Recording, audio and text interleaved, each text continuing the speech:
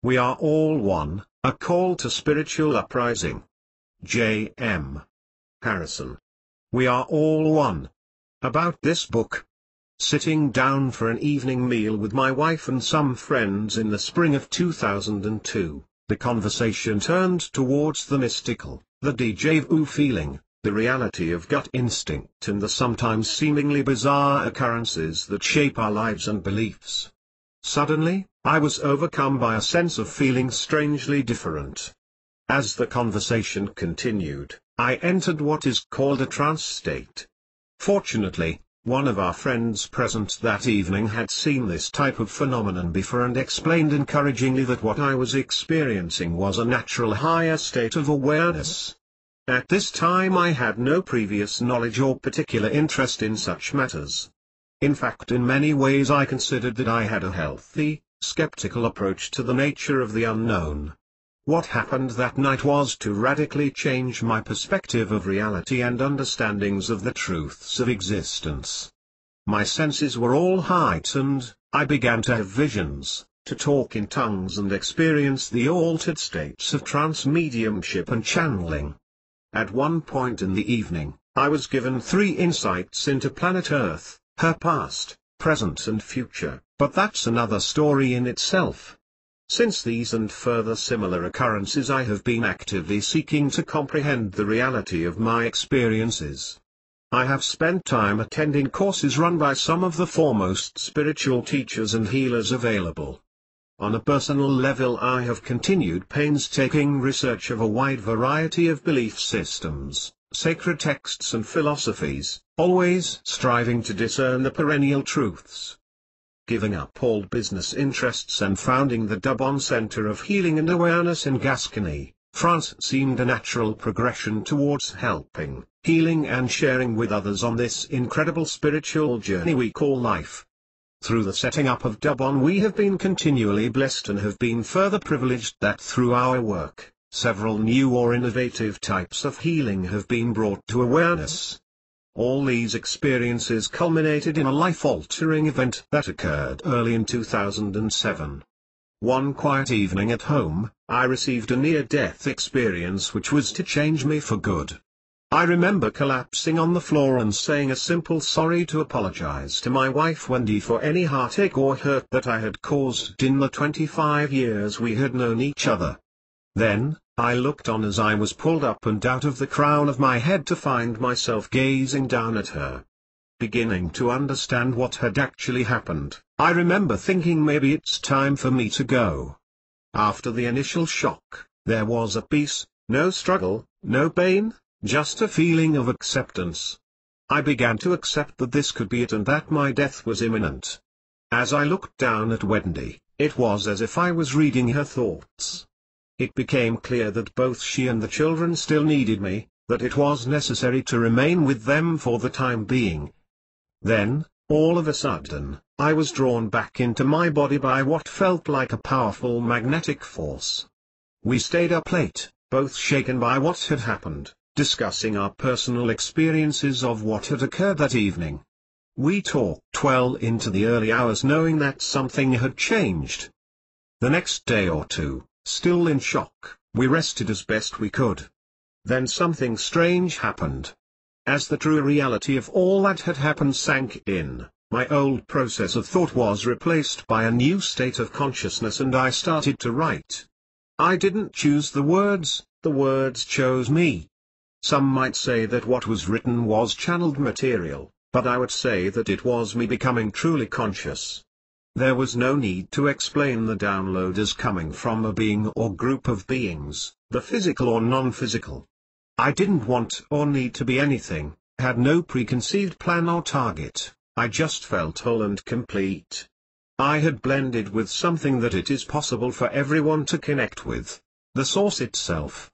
Being plugged in I could truly see and feel how everything was interconnected.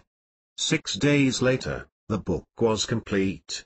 Even today, with each reading I find something new hidden in the pages, for it is not just from me but from consciousness herself. The fullness of the message lies beyond the informational value of the words, making its true mystical presence known to those ready to receive it. This book is not about money and fame, or the secret of how to get everything you want. If that is what you are looking for, then good luck to you, enjoy your journey. This book is about you revealing to yourself what you need, what you really need. So, if you are seeking to awaken yourself to the greatest potential that life can provide, then read on, for this book is about getting in contact with the best part of you and then utilizing that for the benefit of us all, because we are all one. If you could have anything that you wanted, over time your requirements would change. You would eventually become bored with those material things that you had previously desired and would want to replace them with others. But then one day you might want different things altogether, the infinite things that are the true needs of your being. My responsibility is to publish and share the truth and power contained in We Are All One with the growing number of spiritual seekers in the world today.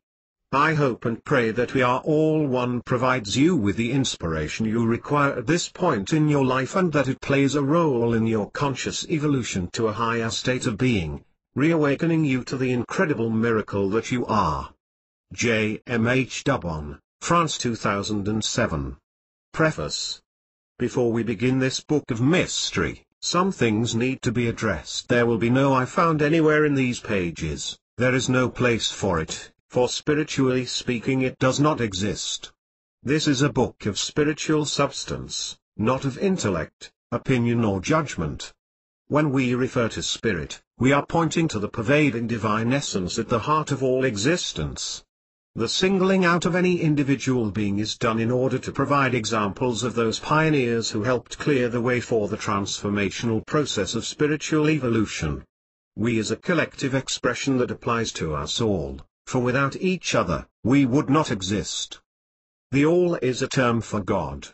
It describes the Great Spirit, the source of all being, the One, the essence of creation, and does in no way apply to any specific religion or belief. For if the truth existed in only one form, then the existence of God in all other systems of belief might be proven to be false, and the God we are referring to is the one who exists in all forms, to all men, according to their understanding. We may congratulate ourselves, knowing that we have come a long way on the evolutionary path, and yet we constantly have to remind ourselves to push on and not to fall on the slippery rocks of the self. We Are All One is not a religion, or the result of one singular mind, but the result of all minds and the fruits of all religions, a compendium of past, present and future. We are not separate entities. We are united. We are indivisible. For the truth of our spirit is this. We are all one. Chapter 1, Conscious Evolvement in Our Time. We Are All One enables an alignment of consciousness with our highest potential, not just the potential of the you, the singular one, but of the us, the all. It is an evolutionary transformational process redefining the concept of the ego-based we, applying it not to an elite or separate group, but to everyone who exists, has existed or will exist. We Are All One is a state of consciousness that if put into practice will reveal the true nature of ourselves to our individual self, for it will bring out the spiritual essence, providing a system of understanding, release and expression. The methodology does not require that you undertake decades of philosophical or intellectual study, or that you be especially gifted, neither does it require a large financial investment. It does not require membership to a secret society or adherence to a religion. No, all it requires is the initial willingness to understand that on the spiritual level we are all the same.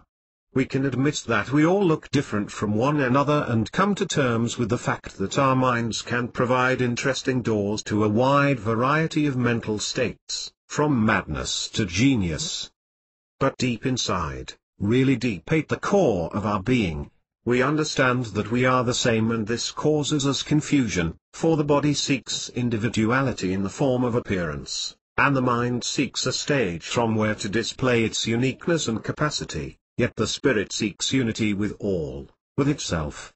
This is the human dilemma, the mystery of mysteries since the beginning of time. We feel we are not just the body that we see and not purely the mind we utilize, that we are part of something much greater, and there is nothing greater than our spiritual nature, because it is inclusive, it cannot exclude or discriminate, it is one and is indivisible. When we feel disconnected from the whole, the oneness, then we are in a fractionate state, so called because we are in denial or unconscious of being whole. This is a negative state of being and one that encourages further division to enter our lives. Situations arise in day-to-day life giving us the opportunity to allow or deny our alignment with this fractionation. For example, if we become upset, do we hold on to that anger or do we choose to let it go by accepting and forgiving? If we see success and happiness in others, are we envious and jealous, or do we congratulate them, sharing in the positive energy of their accomplishments? Do we wish others misfortune or fortune? Do we seek to criticize or to compliment ourselves and others? All negative thought contributes to the deepening of the fractionate state.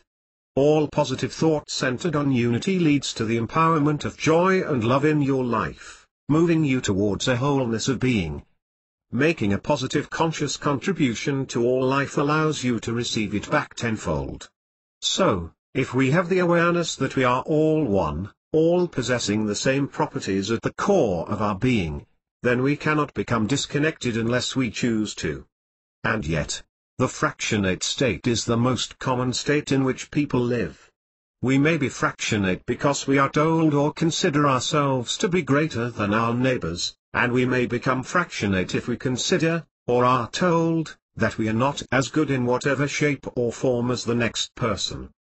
The fractionate state is a conscious agreement with inequality. Contemplating fractionation is something which can provide us with a clear appraisal of our individual state of being at a time when we are approaching a mass awareness of possibilities in which humanity may consciously evolve. Consciously evolve? We are entering a period long awaited by many cultures throughout the past millennia. It is an age when the opportunity to leap forward will be revealed to the entire race. This process of evolution is actually speeding up because it is no longer purely a system of natural genetic selection, but one of conscious evolutionary change, because we are presently choosing the future reality of our state of being. Unlike all other forms of life, human beings are blessed with the ability to discern the truth of existence, to understand the individual parts of us that taken together make us a whole, consciously evolving each part to its highest potential. We are not just bodies. We are minds as well, and should we open ourselves to the choice, we may become something that is greater than both body and mind. We may become one with the source or universal consciousness.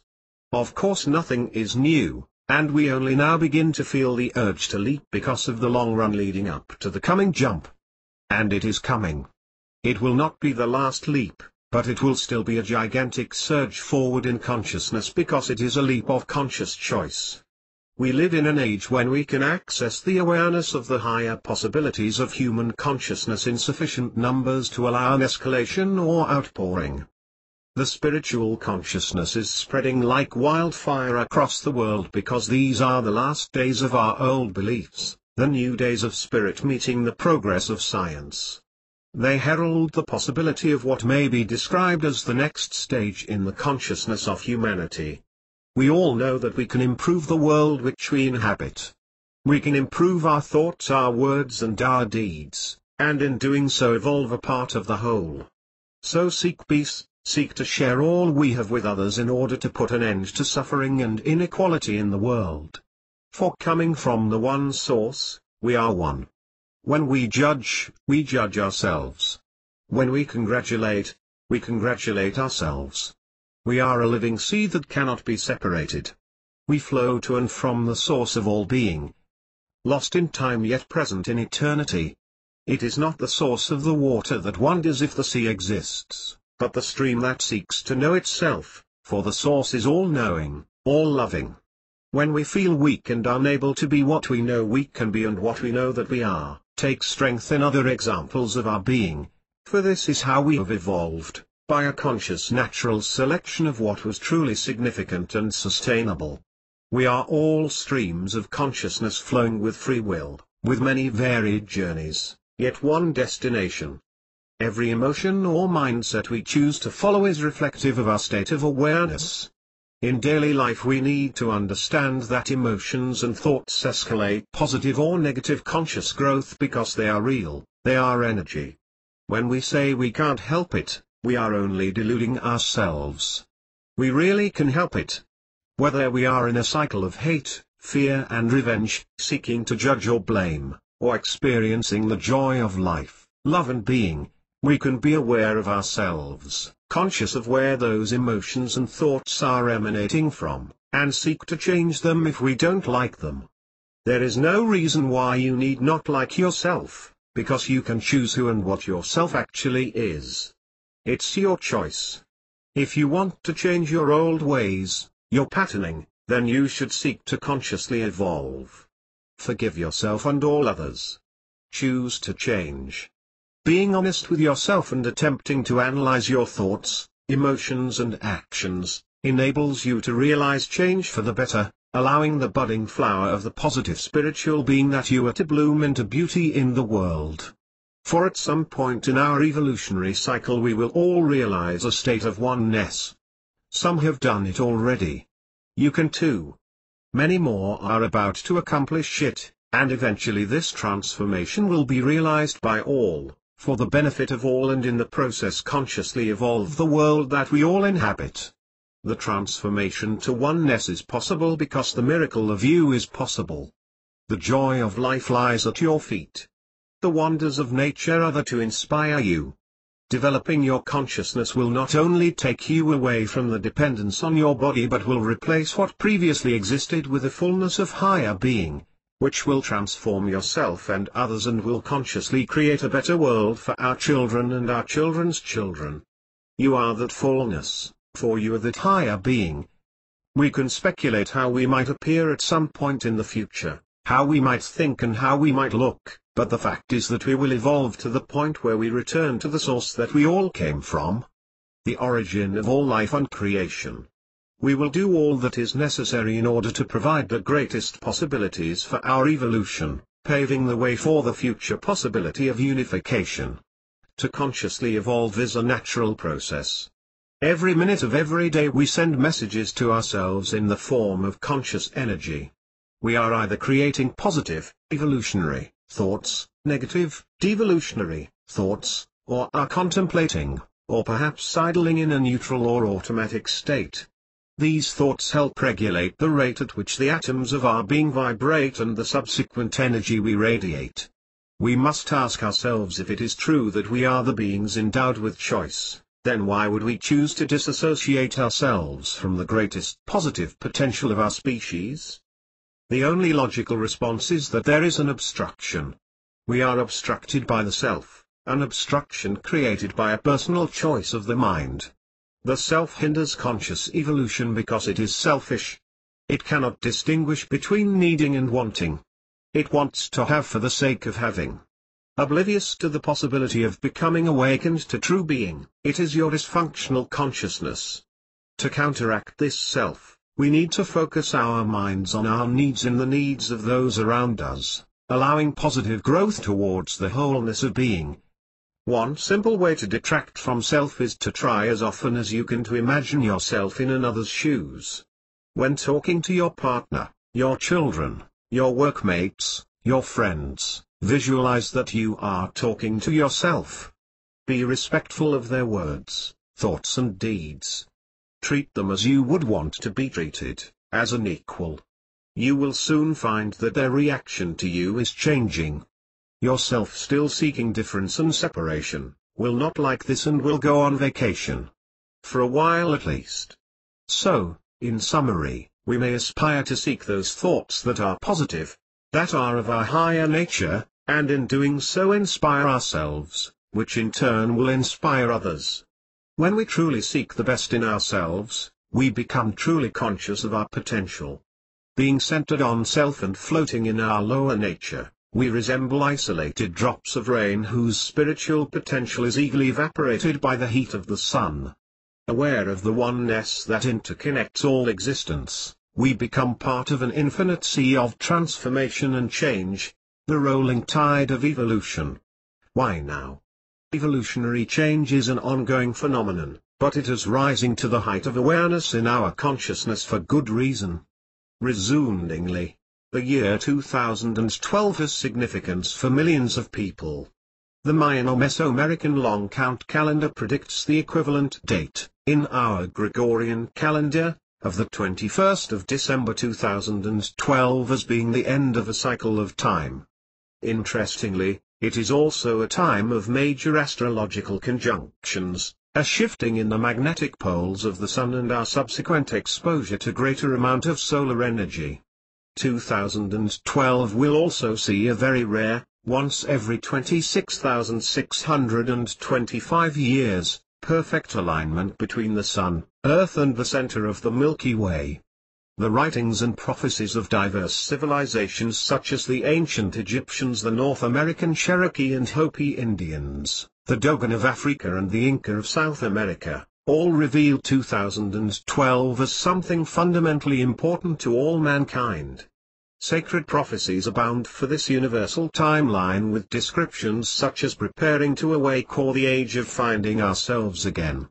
What is already occurring is a merging of the physical and spiritual realities through changes in our consciousness. More people are becoming spiritual in their outlook, often making life-changing decisions on the basis of feeling, rather than objective thought. Humanity is seeking to evolve.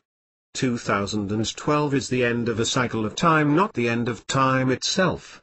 For when one era ends, another begins, and we are arriving at a gate in time that provides us with an opportunity for change. It is our choice. Evolution or extinction, it is that simple. Whatever happens in the future will be a direct result of the state of consciousness of the inhabitants of our planet. Learning to develop reason beyond objective thought will allow the creation of a positive future for all of Earth's inhabitants. Do not be slowed with concern yourself, for this is a reflection of fear, but apply a specific pattern of thought to the date 2012 that helps everyone, which is love. In this way we can allow positive conscious change to occur. Throughout the ages, our schools of thought have been dominated by the concepts of punishment, control and redemption. It was thought that through the application of fear, we would react in a way that was morally correct and sustainable. Of course, when full of fear, we react like an animal would, only thinking of self and of saving self. When we are full of love, we realize the interconnectedness of all creation and the full beauty of life. That everything moves within a symbiotic relationship of oneness, that we are all one. What we have discovered as the truth is that we cannot fear something that we do not give our attention to.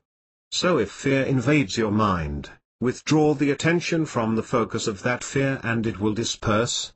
If we can focus on fear, we can focus on the opposing pole of unconditional love, and we must learn to focus on love for all. Likewise, withdraw the attention from the trapped mind of the self and you will find the place where the truth of all being resides. The year 2012 is about a shift. How we experience that shift and our consequent reaction to it, will be guided by our own understanding and awareness. Some see 2012 as meaningless, others as Armageddon. We might prefer to explain it as a window of potential, a portal into a new consciousness, a gateway into a new world arrived at by awakening to the reality of our true selves. Whatever we understand it to be, the timeline of 2012 will mark a convergence of consciousness. A meeting of our past, present and future. A blending of prophecy, spiritual awareness and rare astrological events. The tide of change is inevitable and we are all a part of that process. What is clear is that the world is rapidly changing, and as the consciousness of humanity struggles, so the earth struggles to keep her balance. If you want to make a difference, begin with yourself, create your own peace and harmony by freeing your consciousness from the control of the self. Then share this newfound freedom, for this will create a vortex of energy from where positivism can travel throughout your being, your family, the world, the universe, throughout all existence. Inspire change by example. This is spiritual pyramid selling which everybody needs, everybody can afford and everybody benefits from.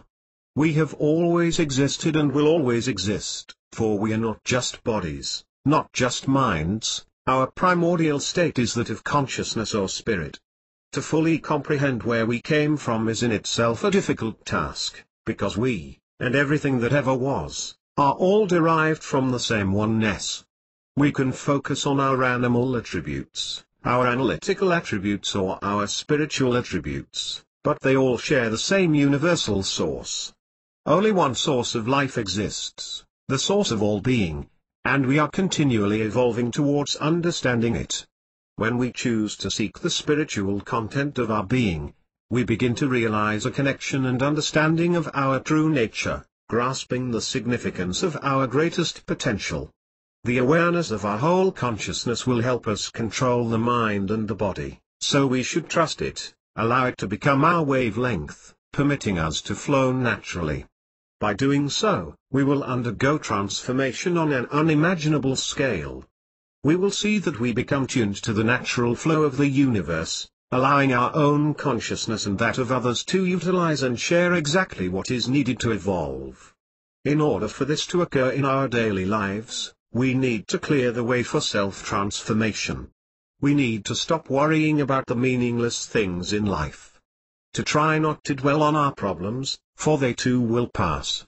To decide and distinguish the difference between our actual needs and our apparent wants. To be clear and transparent with our intentions, for intention is everything.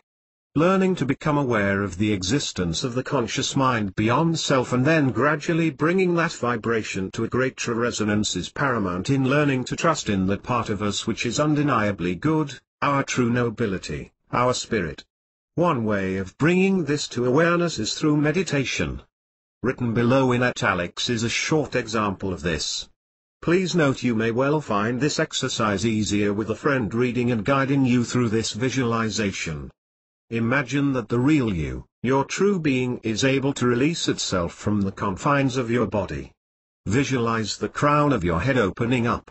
When you are ready, allow yourself to energetically move the vibration of light and energy that you are, your true radiance, out through the top of your head. You are leaving your body. It is safe to do so. Up and up you go, flying like a bird. Higher and higher still. See the clouds, feel the warmth of the sun. Rise above the clouds, look down at their incredible variety of shapes and sizes. Carry on still further until space beckons you. You look back and see the beautiful planet Earth. You carry on, farther still, into the great cosmos beyond.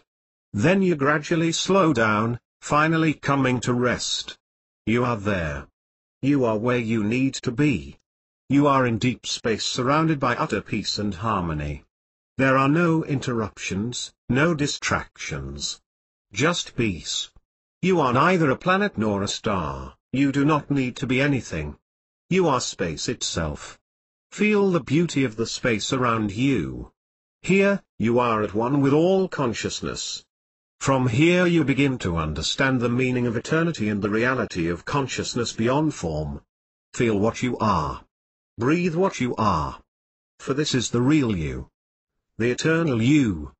Hold this feeling for as long as you are comfortable with it. When you are ready, reverse the process and come back down from space, to planet Earth and back into your body.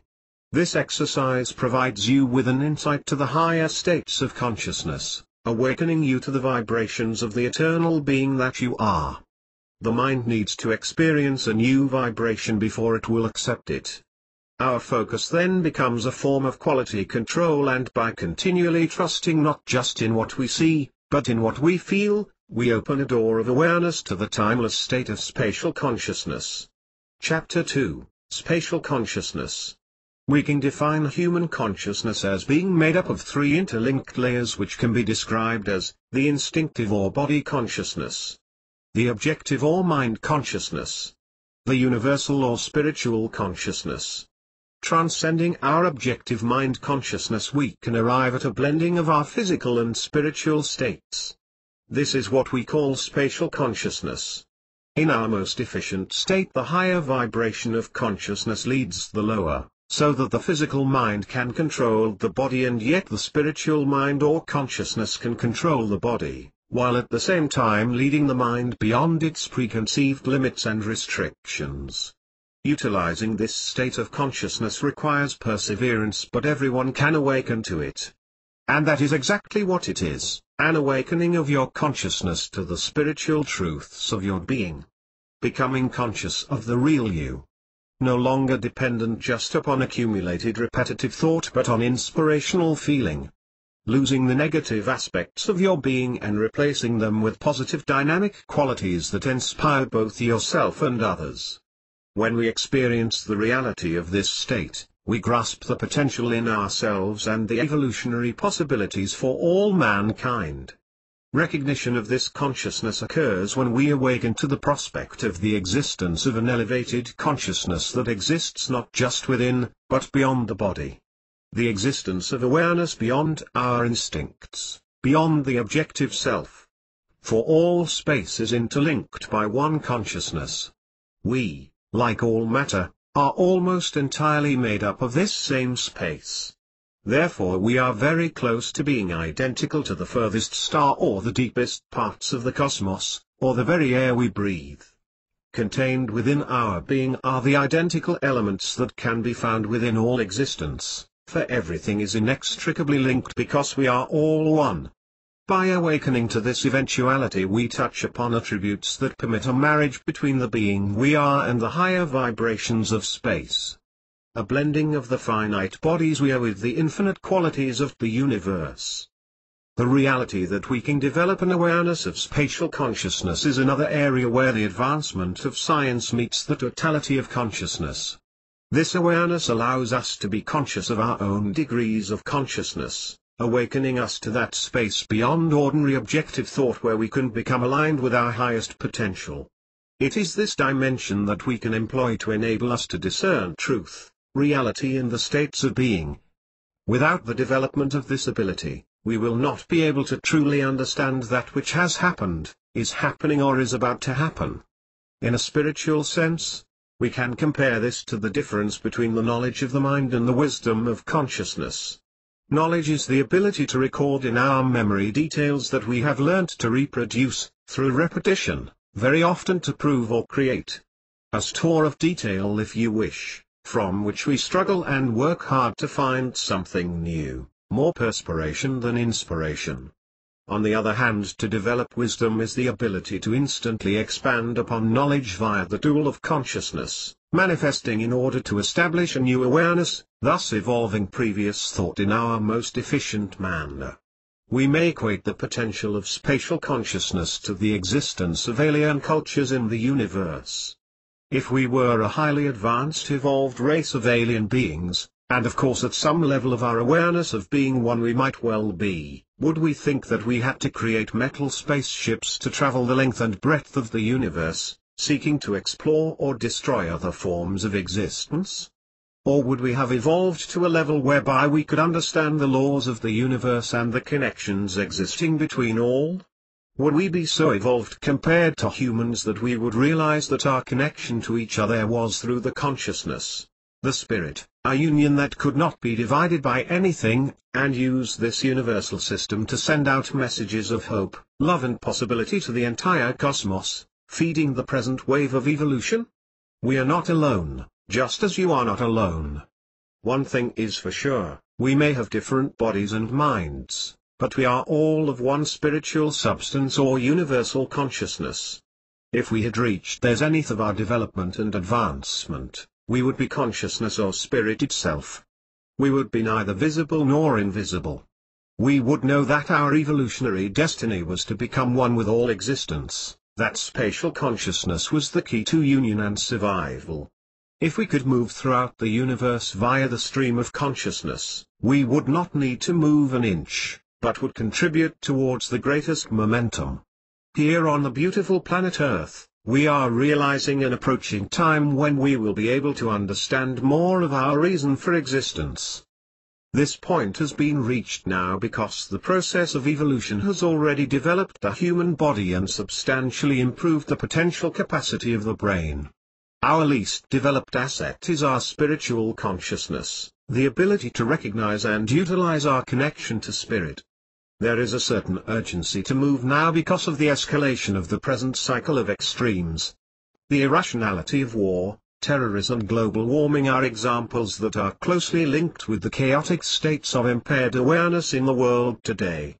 On the other hand, it is the arrival of this same chaos that encourages the current wide-scale spiritual awakening. For the world we live in is changing at such high speed that it has pushed spatial consciousness to the fore. We are evolving in order to survive. Should we step beyond the weighted mass of our forefathers, into this new perception of living life in communion with all existence, then we will begin to touch upon the spiritual truths of creation. The weighted mass. This refers to the physical body and genetic material that all humans have. At this time, it is a necessary evolutionary requirement to have a body. We must learn to share the awareness of the gifts that the body provides and come to terms with the burden that the mind and body can create when allowed to do so. The many centuries of ignorance of the perception of purity has only led to more confusion and frustration. Clearly, we cannot ignore the functions or needs of one part of our being in order to elaborate others, for this will eventually lead to chaos. We must take good care of the body and the mind, for they are the vessels of being and consciousness. It is only through a healthy balance between the body and mind that we will absorb and retain the higher states of our being. From the long-range perspective of our ongoing evolution, we clearly needed to have a body to be able to understand what it was, how to evolve it and one day how to evolve from it. As with any focus of attention, if it becomes a habit in our everyday thought, then it becomes very difficult to abandon. The same applies to the process of leaving the shell of the body, passing out of this world. Passing out of this world? Yes, when we pass out of this world, or die, the consciousness of our being undergoes a transformation. Physical death, as we understand it, is the loss of consciousness of our nature as a body, and yet coinciding with this loss is an expansion in awareness of the finer forms of consciousness, partly because we realize that we continue to exist without a physical body. If, at this point, we are aware that we are not only that body, then we can continue to evolve without the need for that body. However, if we see this point as the loss of all our material possessions and of our perceived life, then we enter a transitional period of necessary reawakening. There are also many who are so attached to the world of physical matter that they find it exceedingly difficult to transform from one state to another, to leave behind the material world, because they have not learned to withdraw attention from the self. What they own, their roles in the material world, the house they live in are what they consider to be their true selves. Even after leaving their body they remain focused on the self, still wanting to have more, still putting themselves first. There are many who are traumatized by the reality of their own passing, existing in a state of turbulence, but we can all be transformed when we choose and learn to focus on the ocean and not the drop, on the idea that our lives are necessary experiences from which we may develop a deeper awareness of ourselves. We can experience another side of this focus through our awareness of the concept of reincarnation.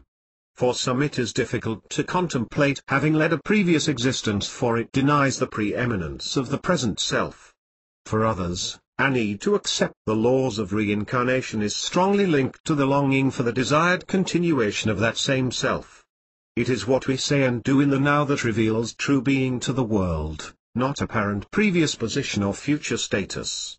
Keeping with the principal spiritual law of we are all one, there will eventually come a time when there will be no need for the continuation of the individual presence, for the universal consciousness is a unified state, evolving as one, not consistent with the attachment to separation and form existing in a lower state of vibration. For we are many bodies, yet one spirit, one truth, one light, existing on the many planes of being. As the present blossoming of spiritual awakening continues, the developing human consciousness pushes to outgrow the old order and arrive at a new stage of wisdom and awareness. The alternative is to continue to perceive that all existence belongs in some form of hierarchy. This is a trick of the mind of self and the world of matter, utilized by the dysfunctional consciousness of those seeking a negative fractionate state. It is from this position that some become empowered in the world of matter, seeking to control others in order to satisfy their selfish needs. They accumulate material wants while at the same time dissipating spiritual needs. In the spiritual reality no hierarchy exists, for the evolution of the individual paves the way for the evolution of the whole. Spatial consciousness exists in eternity beyond the claws of matter, out of reach of the destructive hands of time. Spiritually, all of our abilities are identical and only our present awareness is different. So, as we spiritually grow, we may arrive at new stages of understanding the true nature of our being. This does not mean that we were or are the only being to arrive at such a point of awareness. We are just one of many individual yet interconnected souls who have reached what appears to be uncharted territory, but in fact shares that discovery with others that have passed, or will one day pass that way. The journey to becoming more conscious will take us through many states or dimensions. Essentially, we may begin to develop our higher mind via the ladder of consciousness, to the point of absorption where our new vibration takes over from the old patterns of thought and instinct.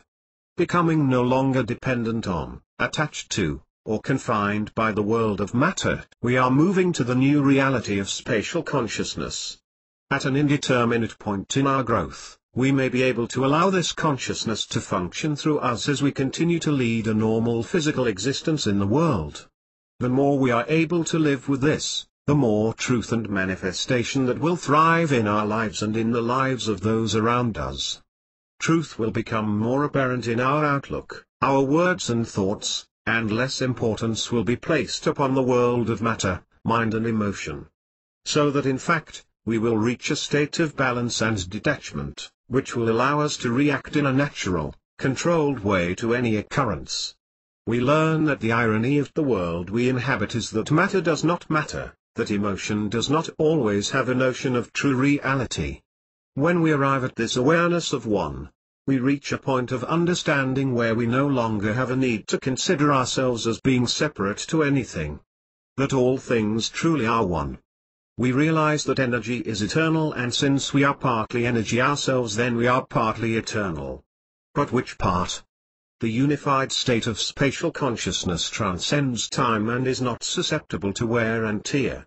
It is a part of our eternal being, a doorway to eternity. By recognizing and developing this consciousness now, we are in effect consciously developing our souls. For it is the resonance of our state of being that dictates our position or locality in the universe. We may also realize that we are here in this present form to evolve our individual state of being, which in turn expands the light of awareness, thereby helping us to help others, for that is the very nature of the spiritual beings that we truly are. Our physical form allows us understand the laws of nature, the mind allows us, if we so choose, to understand the nature of ourselves and others, and consciousness allows us to awaken to our true presence. We become bearers and sharers of light, present in our most significant state, being aware that what is within is also without. We have, at this point in our growth, stripped away the clouds of the self to allow the sunlight of our true being to manifest.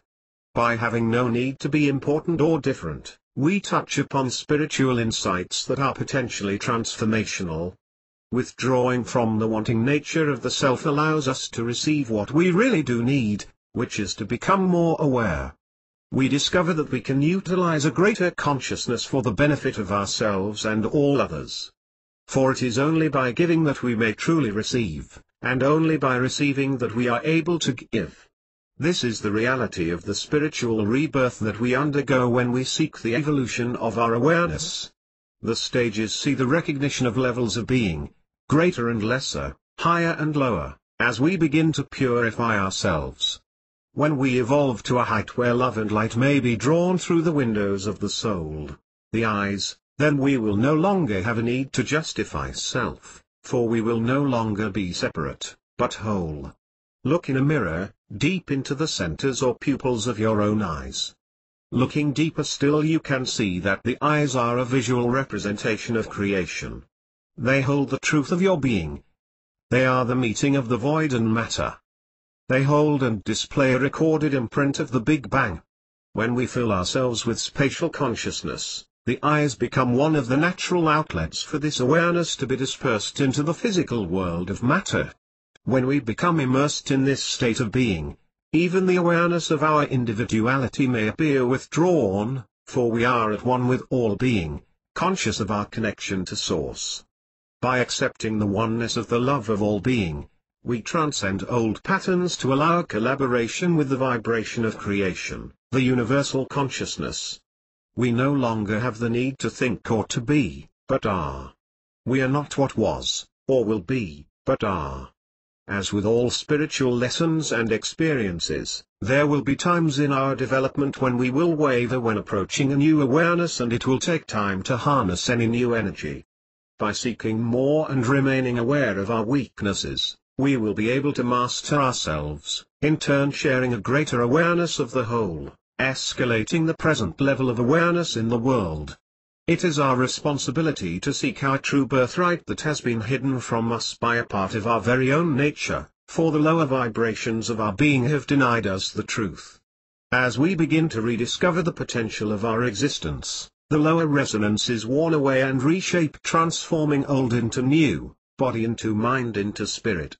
We may or may not feel that we somehow lived a previous existence, that we have a connection to somebody famous from a past life, or that we were humble, unimportant souls.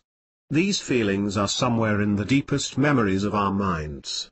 It does not make sense to us when we look at our body, so we mostly ignore it. Whether we think of ourselves as this person or that person reincarnated, is irrelevant when we see that we are all one, for being one gives us access to all memory, all lives to be felt, tasted and enjoyed.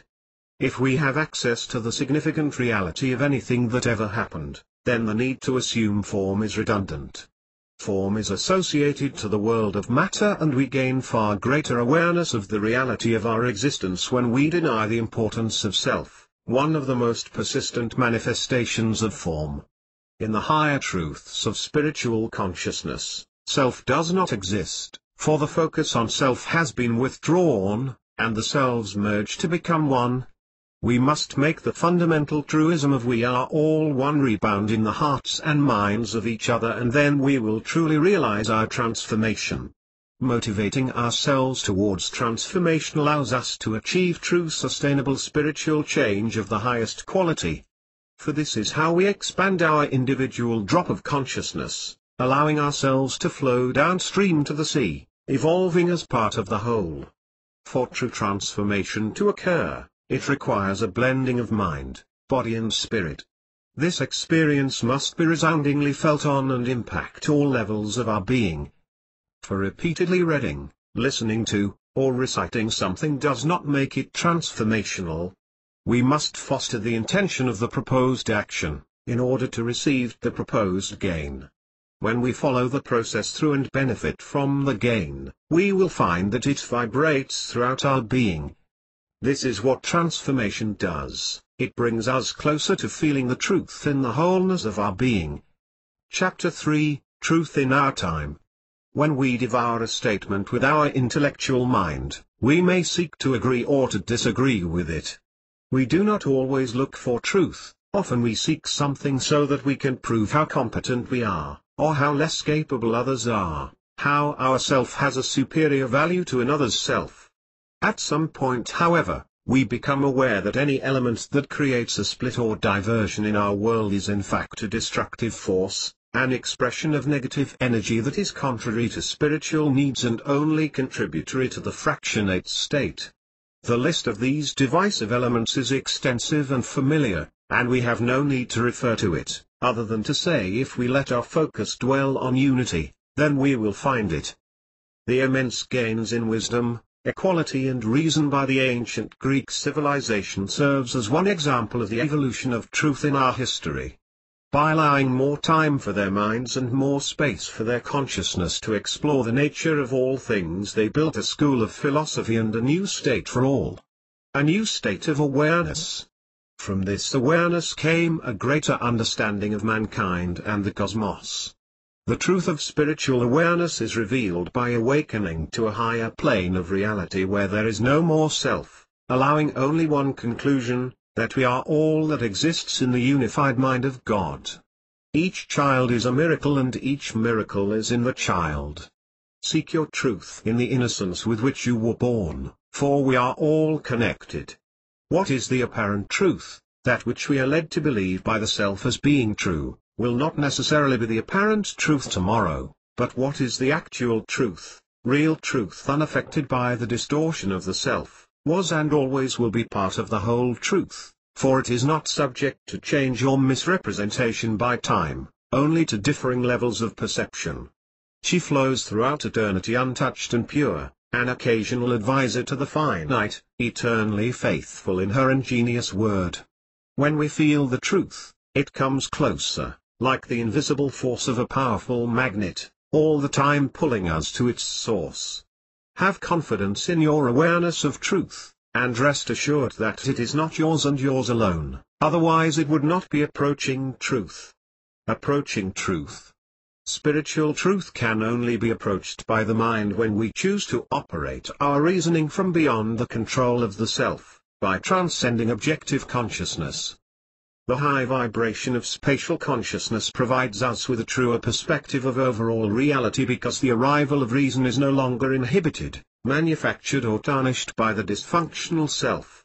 The mind learns to adapt, forming a new perspective of the reality of things, becoming conscious of the whole and sympathetic to all parts. Absolute truth comes from the infinite heart of creation.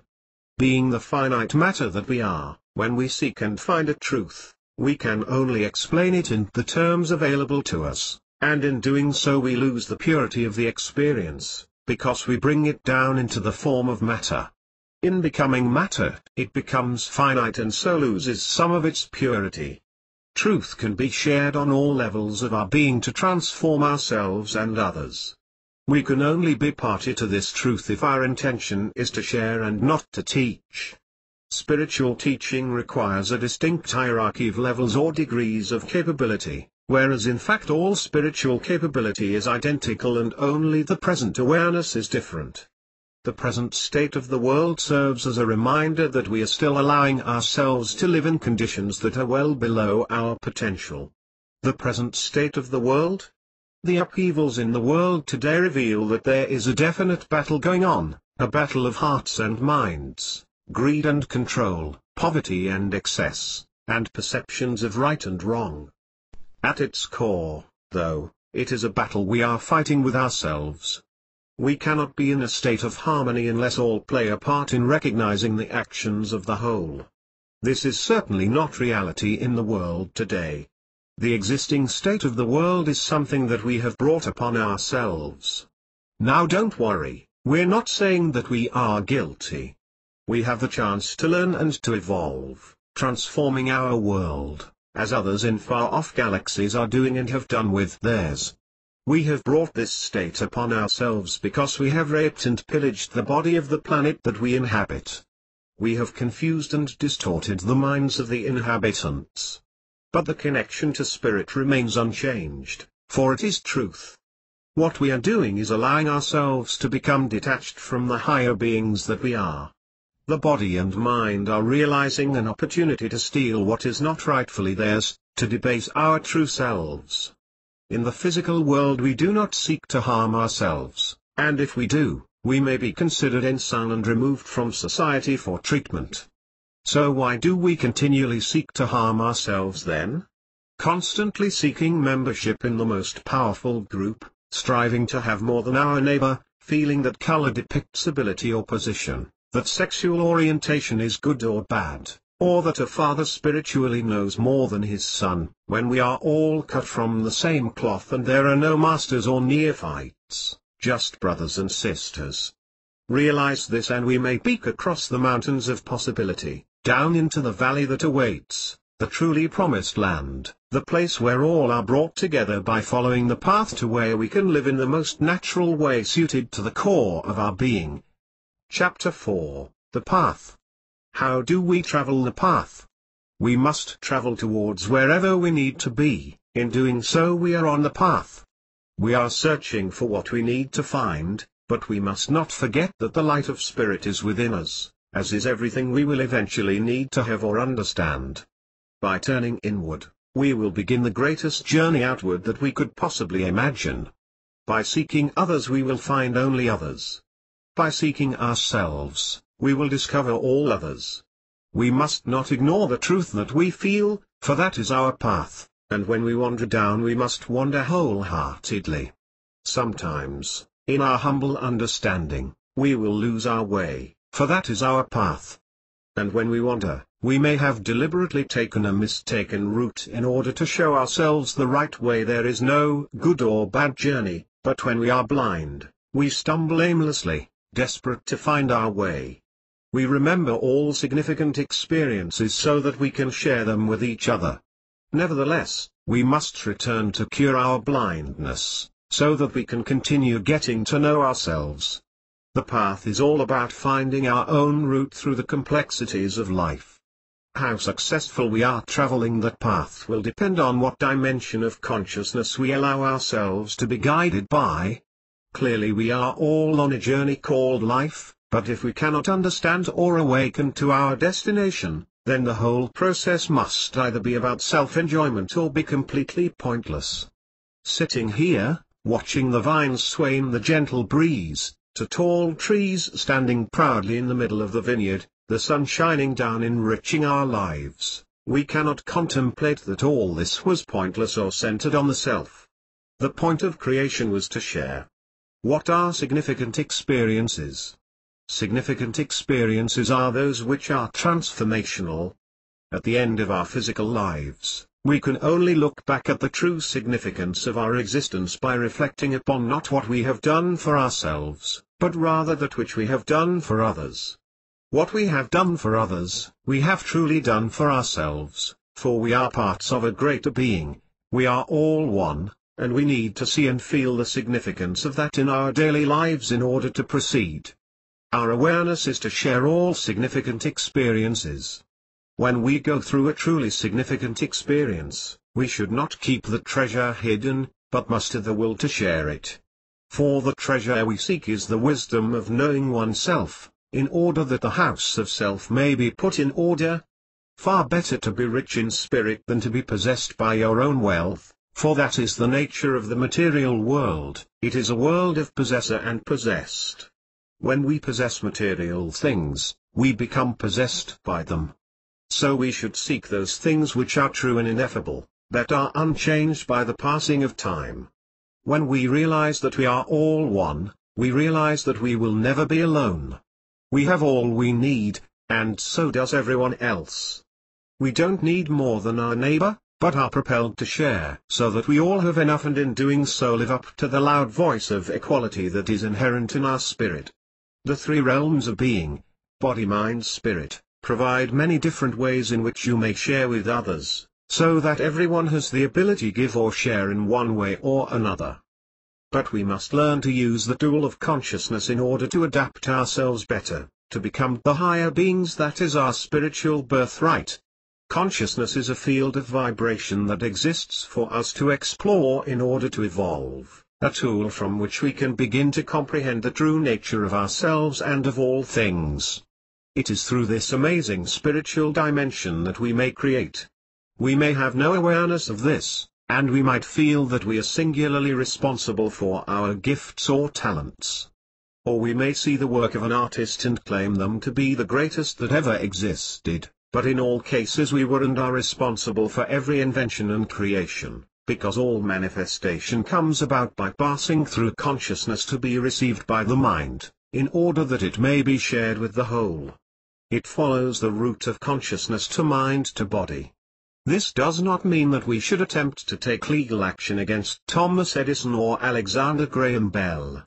But it does mean we are connected to them, and were connected to them when their inventions were conceived. Neither does it mean we should not say thank you to these and other pioneers. But it provides us with an awareness of how all things came about, and how things will come about in the future. When we see that the end result was brought about via the universal consciousness, then we may understand the way in which this cycle functions. So are we consciousness? If we consider that we are drops of water in the ocean, we cannot claim to be that ocean, yet we can claim to have the same properties. So it is with consciousness, we absorb more or venture higher depending upon our receptive ability. The greater our connection, the more conscious we become. We must understand that the use of consciousness is a way in which humanity can unite, for when we explore deeper into the nature of consciousness, we can only come to the same conclusion that we have come to since time began, that in some distant point in the past when we came into being, we all came out from the same void.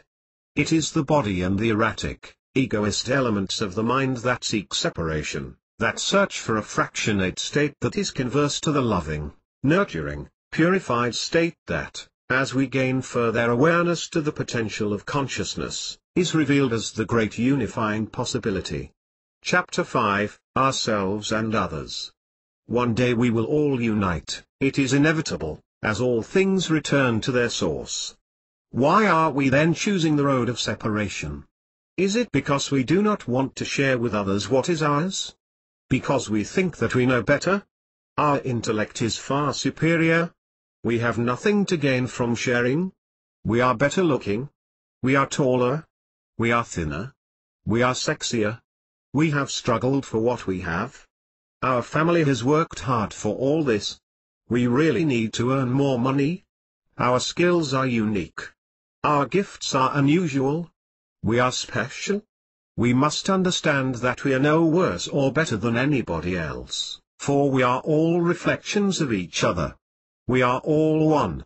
When we talk of others, do we seek to mention the greatest assets of their characters, or the faults that we appear to see? Do we wish them every success and mean it?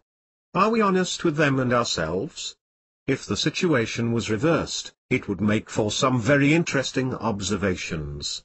So that when we talked about ourselves, we would immediately list all the faults of our character. We would want ourselves to fail, or even seek to confuse ourselves. This is the present reality of the judgmental world where we live, where we seek to justify our presence not by seeking the reality of that which is in all, but by dwelling on that which makes us feel better about ourselves. In this state we seek fractionation and not unification. Why do we judge others? We may be judging others to enable us to say to ourselves that we are better or in some way superior to those we are judging. We all do it, we all have done it. It provides us with comfort in the safe bubble of self where we reside. When we absorb more consciousness we continue to do it, until we arrive at a stage of awareness that may balance our entire being. When we arrive at the awareness of one, then we see there is no need to judge, that superiority is a concept of the ego, that being judgmental proves that we are trying to give self-value by pulling others down, which as a matter of spiritual irony, may mean that we also stop or slow down our own spiritual progression. If we have any real worth, then we are able to perceive and acknowledge worth in others. When we can see the worth in others, then we are truly worthy ourselves. When we can acknowledge the light in another, then we are truly enlightened. So let us look at others in the way we would like others to look at us, for the beings that we are, and not what we appear to be. Not what the apparent whispered rumors say, but for our thoughts, our words and our deeds. We know what we are, for we are true to others in order to be true to ourselves. Now that we are beginning to know ourselves, we are beginning to understand you. So if we are all one, why are we so different? Physically, yes we are different, mentally, yes also, but on the spiritual level, we are all the same, for we are all one. Spiritual science reveals to us not just to look at the body or above the body, but to look under and into the body. Looking at the construction of the human, contemplating the atomic and subatomic structure, drawing from the similarities we discover existing between all universal matter. We then find that quantum physics provides us with information that we already know, if we only trust our true selves. We are atomic. We have the ability to change our atoms. When we change our atoms we transform from one state of awareness to another, and consequently through the increased immersion in spatial consciousness, we are able to bridge the gaps that may be found in the synaptic spaces of the brain, connecting existing paths into the awareness that we are all one. We cannot see it or measure it, yet we trust in the existence of it, for we discern the truth of its existence. When we can see our true selves, that is an achievement. When we can see ourselves in others, that is awareness. When we can see that everything lies within everything else, then we are free of the restrictions of the singular, fractionated mind that we no longer need. We hold the awareness of one. We choose to operate our mind in a different fashion that allows the free-flowing energy of spatial consciousness to connect that which we previously thought to be impossible. Everything is possible when we touch the eternal consciousness of all love, all knowledge. Nevertheless, humility of character is a disposition that we must continue to hold.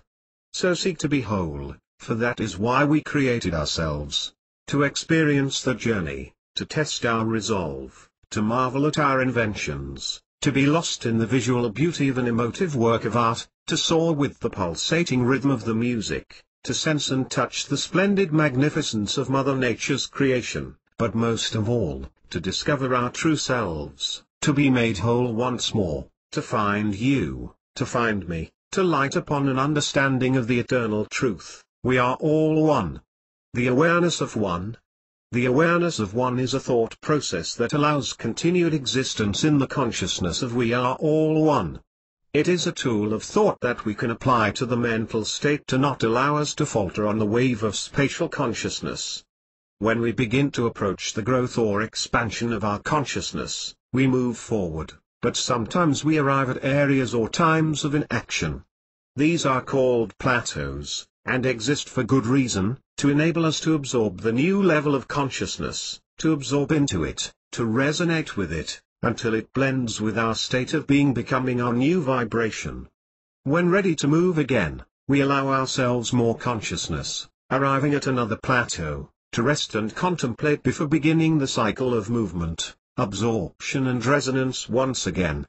There comes a point when we sense the need to stop the emotional and mental upheaval this causes to the mind and to rest in a state of consciousness that allows a platform for stable, continuous growth from where we can operate.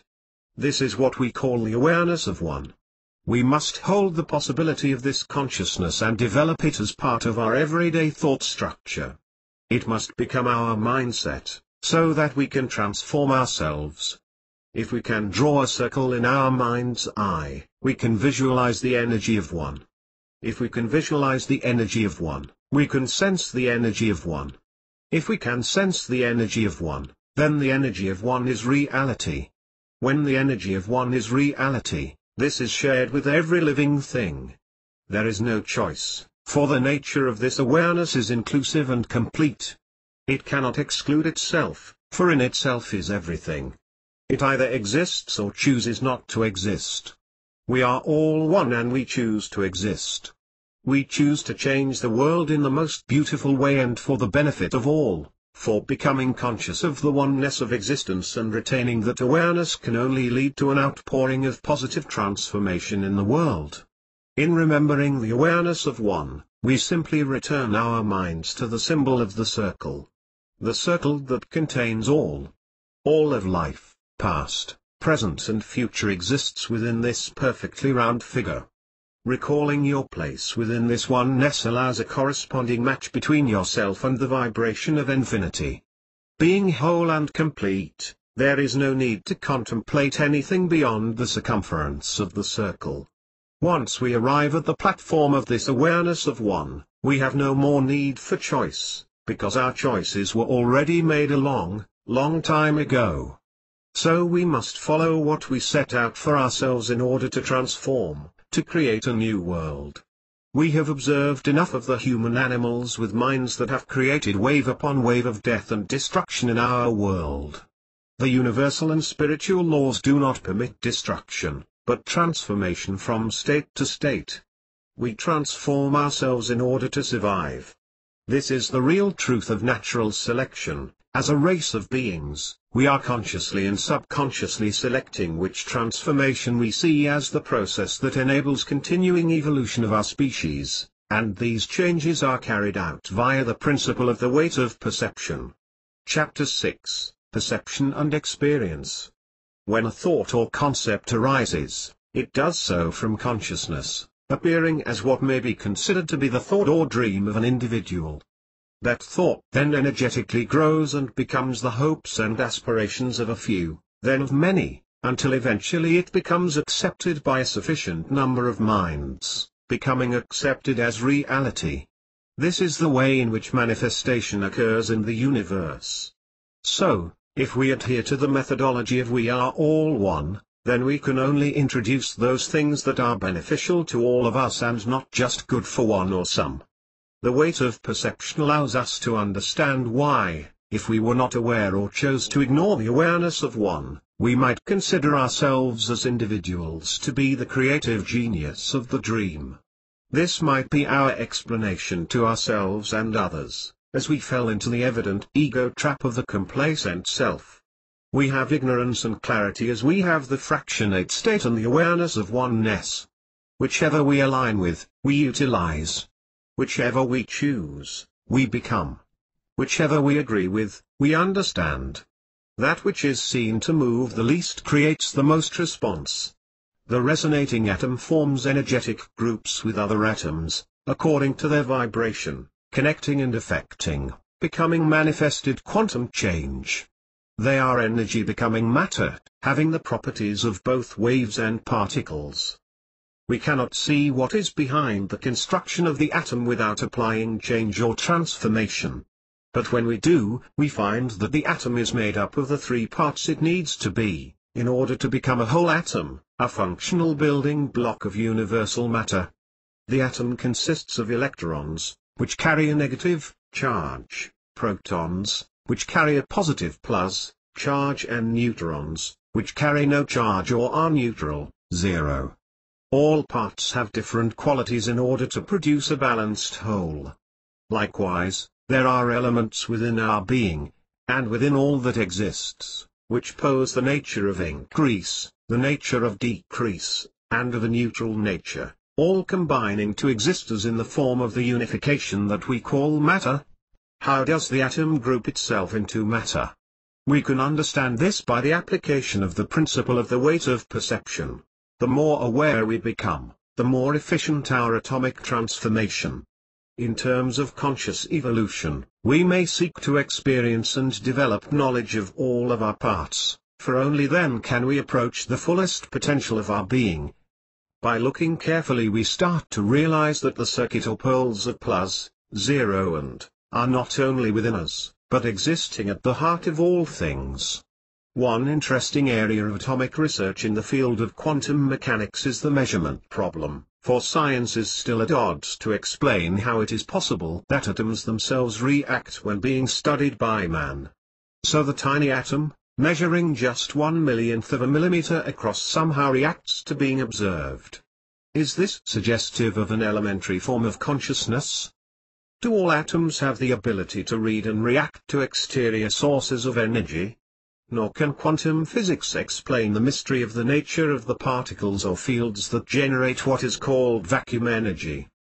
The clearest understandable example of this is the Casimir effect, whereby two metal plates are held or suspended facing one another. After some time, they are seen to be naturally drawn or to bend towards each other, because of the resonance of the energy fields in the space between them.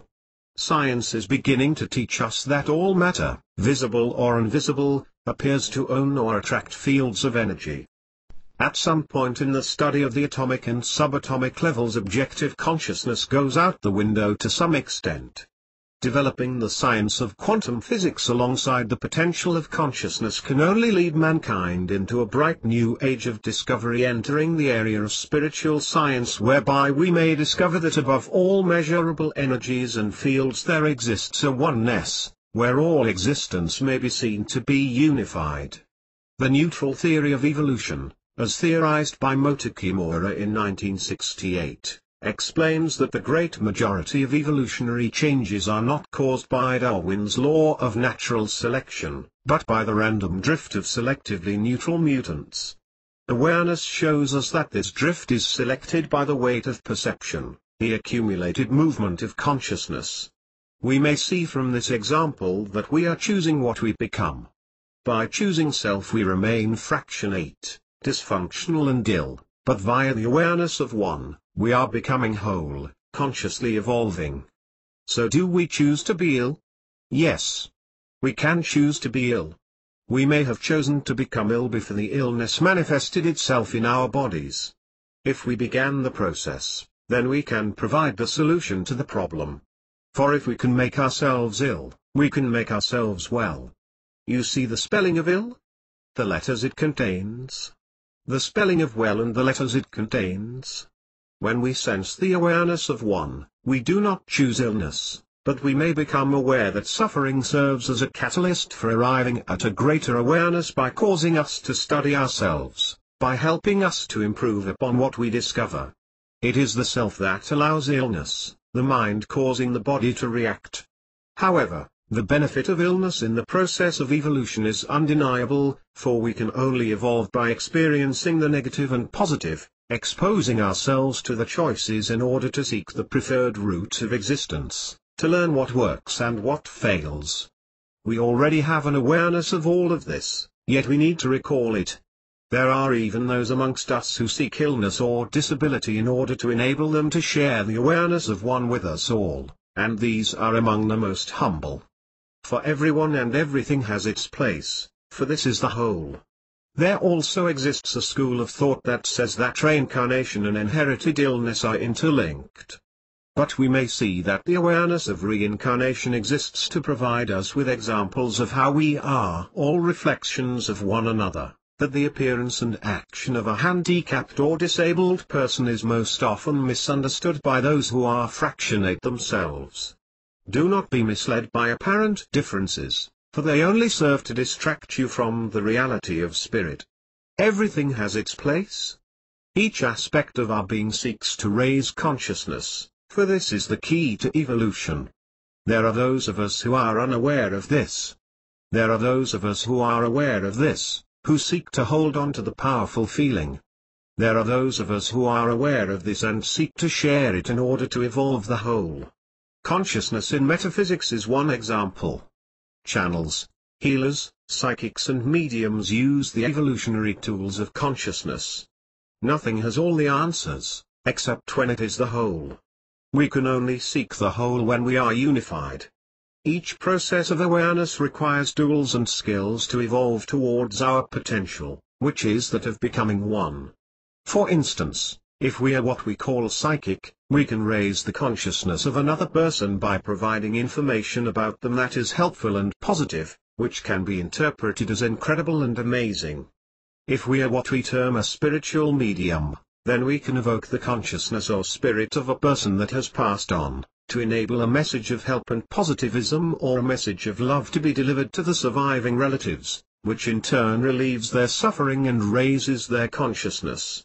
If we are healers, we can allow enough spatial consciousness to flow directly or indirectly through the recipient in order to infuse wellness, provided that they are open to receiving this.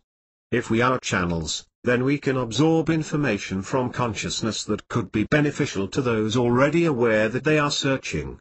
These are the ways of the mystic beings that we all are. If we hold the awareness of one, then we are harnessing the spatial consciousness in our body in order to bring about transformation. It is not something that we use only when needed, for it has become our consciousness. This awareness provides examples of inspiration that can give rise to transformation in others. None of our roles are better or worse, greater or lesser, for they are the roles that we need to see and experience, in order to evolve ourselves further. Of course, the more aware we become, the more awareness we can find.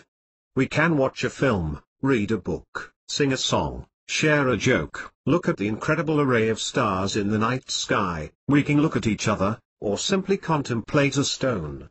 It is only our mind that tells us it is complicated. Our spirit knows that it is the most natural simple element at the heart of our being. By sharing the awareness of one, our consciousness will undoubtedly be raised. We will begin to seek pleasure in the simplest things. In these cases, we are helping ourselves to help us all. If we cannot see why we are doing something, then that is where our awareness of it is.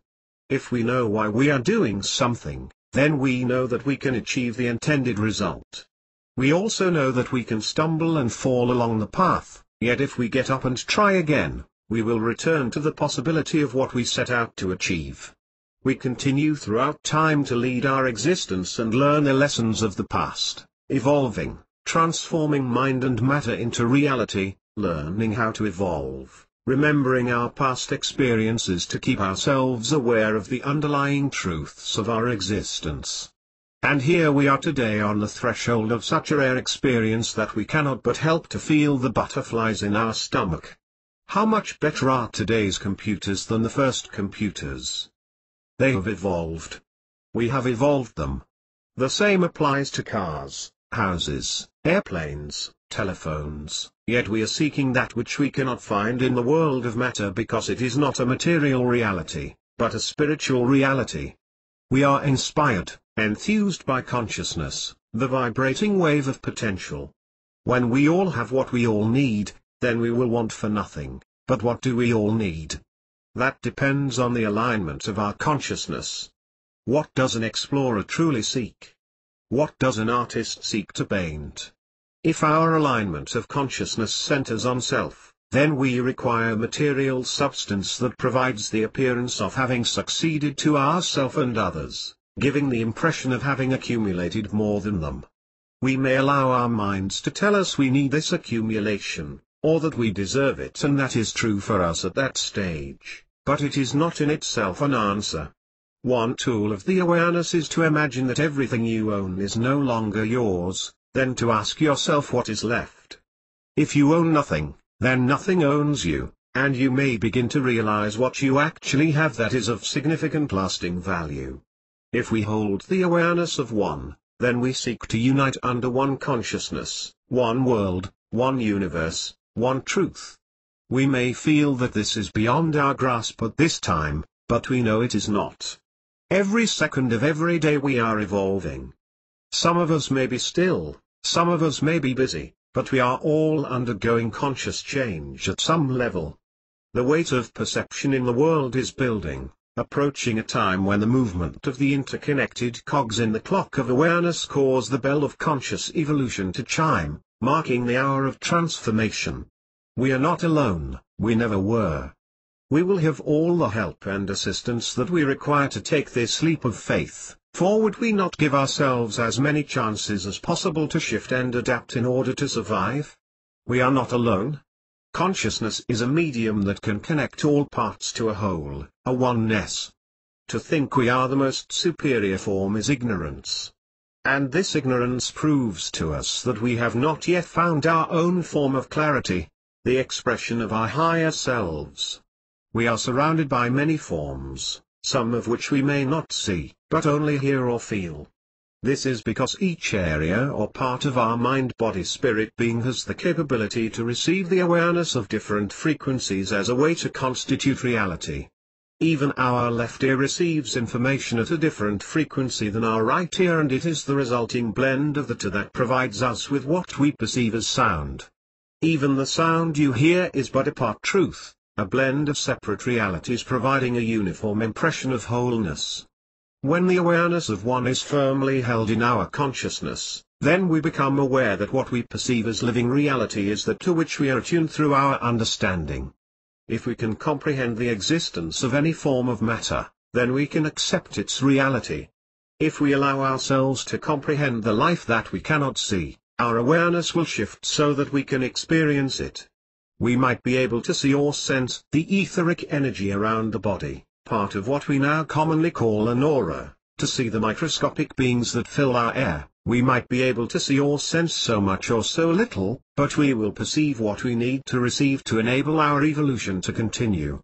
What slows our evolutionary path is when we ignore or repeat what we have already learned, or when we revamp what was already true, for then we move into a state of frustration and confusion. We start thinking that we are new. We are not new, for we are as old as the hills, and we are in the process of realizing this fully. Whenever something of a pure or high vibration manifests itself in the world, we tend to copy or take part of that concept or experience for ourselves as individuals in order to create a new version. The more it is copied, the less like the original it becomes and the greater the snowball of confusion. Looking back at the history of the spiritual evolution of the human being, we may see that there were individuals who were able to inspire great transformation, challenging the past beliefs of society. The repercussions of these transformations are powerfully present in the world today, even after the passing of hundreds or thousands of years. We may see that the law of conscious evolution acts no differently than the law of natural selection, in that the teachings of any individual who reaped benefit for the whole, Krishna, Buddha or Jesus, became consciously sustained through the weight of perception, for this imparted wisdom contained a sacred reality available to all people, a greater awareness of existence beyond self, the existence of the presence of something greater than man. Looking back at them, we may develop the awareness that these individuals were all a part of an eternal conscious evolution. The evolution of consciousness provides examples in order to provoke growth towards the oneness, the source, just as physical evolution provides the manifestation of a genetic freak in order to evolve a species forwards. When humanity becomes confused by the world of matter and mind, then consciousness steps in to guide us with whatever means necessary, to open our perspective to the new. What was heretical may therefore become conscious reality. Humanity has time. Consciousness has eternity. Spiritually, there is nothing new, but we are sometimes unable to see that. If we are unable to discern reality, then we are confused about the nature of the truth. All the latest spiritual fads, names, theories and beliefs are old or new variations of previous philosophies. All the discoveries we think we make, we had already discovered, for they emerged from the outpouring of the universal consciousness before they became physical reality. As individuals, seeking truth may be a very difficult process, and so we must learn to discern the realities to all areas of our being. How do we learn to discern? We learn to discern by feeling truth, such as, what the nature of matter is and what the formless state of spiritual truth is. We cannot discern spiritual truth by sound, smell, vision, taste or thought, but we can by spatial sensing, by learning to trust in our higher senses. When we do this, we become focused about the spatial concept of truth and apply no preconceived picture to that thought, but we are still seeking the clarity that only consciousness may provide, the peace of the stilled body and mind. There are those who seek to feel the existence of their own belief. There exist those who seek to disprove the beliefs of others. Both instances are fractionate states. But we may also seek to unify belief, by discerning the truth in all. From this void of untouched space, we can learn to feel and discern what truth there is in what we see, hear, think, and read. But we must learn, by combining all the layers of our multifaceted being, to sense to what degree truth exists in our experiences. Spirit is truth, which remains unchanged. We know all about ourselves, our highs and our lows, our greatnesses and our weaknesses, for it is all part of the same sea of oneness that has existed throughout the ages. It is through the shifting of the tides of perception that the next truth begins to surface.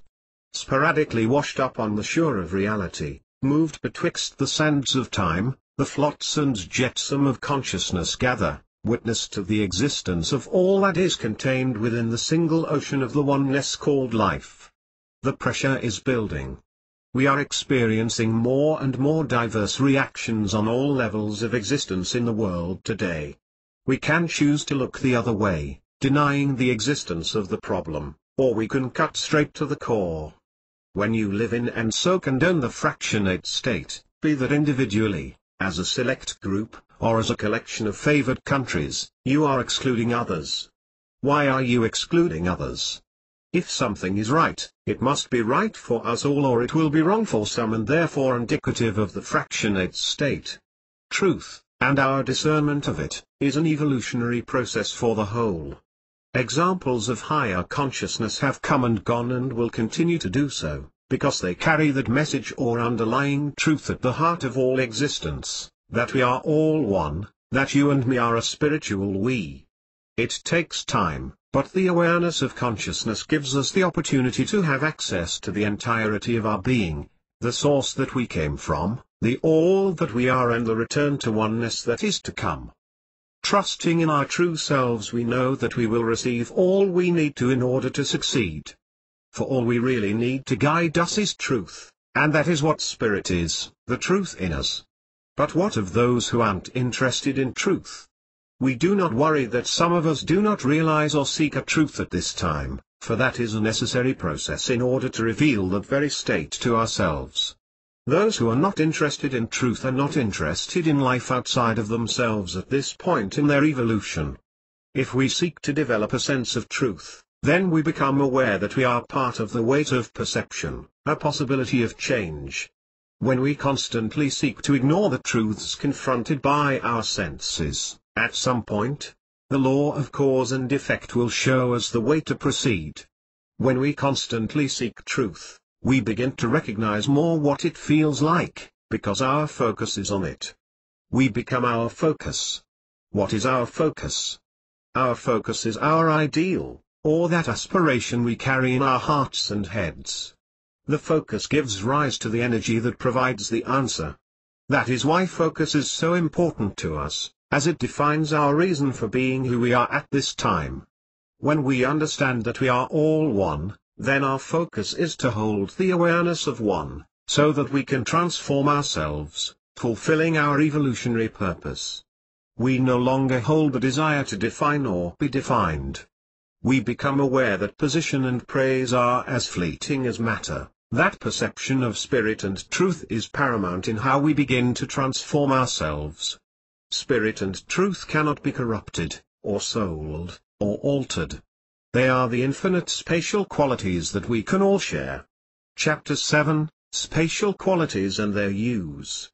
Spatial qualities are those attributes that develop from spatial consciousness, those qualities or fields of energy that exist beyond the state of matter, resonating at a higher frequency because of their potency, for example, truth, love, wisdom, understanding, eternity, infinity. All of these qualities have the same essence of timelessness and truth, for they are pure and unchangeable in their highest form. As human beings we contain trace elements of these spatial qualities. In order to consciously develop, we focus on them in order to absorb more of them. They are not wholly part of our being because of their higher frequency, but they can be brought into our being in order to transform it by consciously seeking to rise to their vibration or resonance. When we recognize the existence of these higher frequencies, we begin the entrainment of our frequency of being, which is an absolutely natural process. The phenomenon of sympathetic resonance shows us how a motionless violin string comes to life when the equivalent note is played on a piano. Likewise, we align the vibration of our being to that resonance we recognize as belonging to our true selves. We seek to join or to tune into this higher resonance, for these are the qualities where we came from and to which we will return to one day. That is why they allow us to feel positively good when we experience them, even in part. We might see that the process of evolution for humanity is based on the concept of rediscovering the root of our being, transforming ourselves in order to live outside of matter, eventually becoming pure spatial qualities ourselves, and in doing so, returning home, adding our part to the whole via the weight of perception, thus beginning to realize the fullness of being. Through repeated use of verbal affirmation, we can open the consciousness to its ultimate possibility. Bearing this in mind, we may choose to repeat the following statement: we are the spirit of light that radiates love and wisdom throughout time, and our home is truth. We gain most awareness about raising our consciousness when we believe what we are saying. Through repeated use of phrases or mantras we can become aligned with the words by the concentrated focus of attention. Beyond this, discerning the words to be true allows their power to manifest in the aspects of our being. The use of both prayer and meditation is a fundamental way of raising our awareness of consciousness. They have similar properties. When in a deep state of prayer or meditation, we have our eyes closed in order to dissolve the world of form that we sense is not our only plane of existence. This enables us to create an awareness of reaching that state or vibration which we understand to be of a higher nature, the nature of true reality. Can we use the focus of attention to have more? Yes, that is its purpose, and the meaning of that will be understood by your own state of awareness at this time. It is not the purpose of this book to focus on the accumulation of material things, but to seek the fusion of spiritual ideals. We seek to stir consciousness into an outpouring of positive transformation, nothing less. When we contemplate this, it is not intended for any single individual, but for all of us, because we are all one. There are numerous books that have evolved us through these stages, and we can see that many were based on receiving for our own benefit in the physical, mental and emotional planes. But ask yourself this: when you appear to look perfect, when you have all material things, all the intelligence you want, what will you truly have? We say that you will have what you wanted and what you sought. If you find happiness and peace of mind, then great, share it, for these surely belong to all. Nobody can really give you anything, but you can give yourself all. When we focus on renewing our consciousness, we will learn to find our true selves. This book concerns spiritual gains, for if you are focused solely on physical gains, spiritual rewards will elude you. If you are centered on conscious spiritual evolution, then you will receive more gains than you can possibly imagine. You will have more than you could ever have dreamed of having. Learning to transform our consciousness can be enhanced by studying the examples we find in the world around us. Let us look at transformational processes occurring in nature, for again we can arrive at the place where science meets spirit, creating a spiritual science, if you wish. When we consider osmosis, we can compare the action of this process to the way in which we accumulate our awareness of consciousness. Osmosis is the movement of a solvent across a partly permeable membrane, from a region of high solvent potential to an area of low potential, resulting in a concentration gradient. If we dwell on the awareness that we as bodies are semi-permeable, like a type of membrane, and the solvent is consciousness, then this moves through us from the most aware area or point of reception, to the least aware area of our consciousness, until we reach a point when we have absorbed enough, where we are full, until we are ready to grow again, for consciousness, like the process of osmosis, is about growth. We cannot see osmosis with the naked eye, but we can understand the process and the end result. We cannot see consciousness, but we can understand the process and feel the result. There is a natural process of balance within the process of osmosis, as there is with the absorption of consciousness. With both, it is the quality of what we are absorbing that creates the defining balance within the body. If we look deeper still at the process of osmosis and its effect upon cells, we may see that fundamental to the process are three reactions that occur. These are the hypotonic, the isotonic and the hypotonic. Hypotonic reactions result in a gain plus, from the process. Isotonic reactions result in no movement, 0, and hypotonic reactions result in a loss. We can again see that the building blocks of cells, like atoms, seek the same balance of positive, negative and neutral in order to create a whole. As the cells and atoms of our being retain the properties that we absorb, so we have the capability of retaining the feeling or resonance of the source of consciousness, allowing it to become a part of our state of being. This is the most evolved purpose of focusing the attention, to change our atomic and cellular structure via the absorption of a higher vibration of consciousness, to consciously evolve. We may arrive at this awareness in many ways, and this type of positive interchange may be provided by anything, but the higher the vibration, the greater the energy of attraction. What causes our consciousness to rise contains the greatest potential for transformation. positive interchange? The positive interchange of consciousness may be understood as the receiving or sharing of awareness, wherein we naturally rise to meet that with which we have a sympathetic resonance, or receive a reflection of that to which we are already attuned. The more consciously aware we are, the less matter we require to study or contemplate, but the more we comprehend. We have already touched upon the oneness of the circle and the power that it may have to alter our state of consciousness. The power of the triangle is another positive interchange, for this may be seen to depict the flow of energy to provide power to the whole. This can occur in the individual, with body, mind and spirit. Or in an electric plug, earth, live and neutral.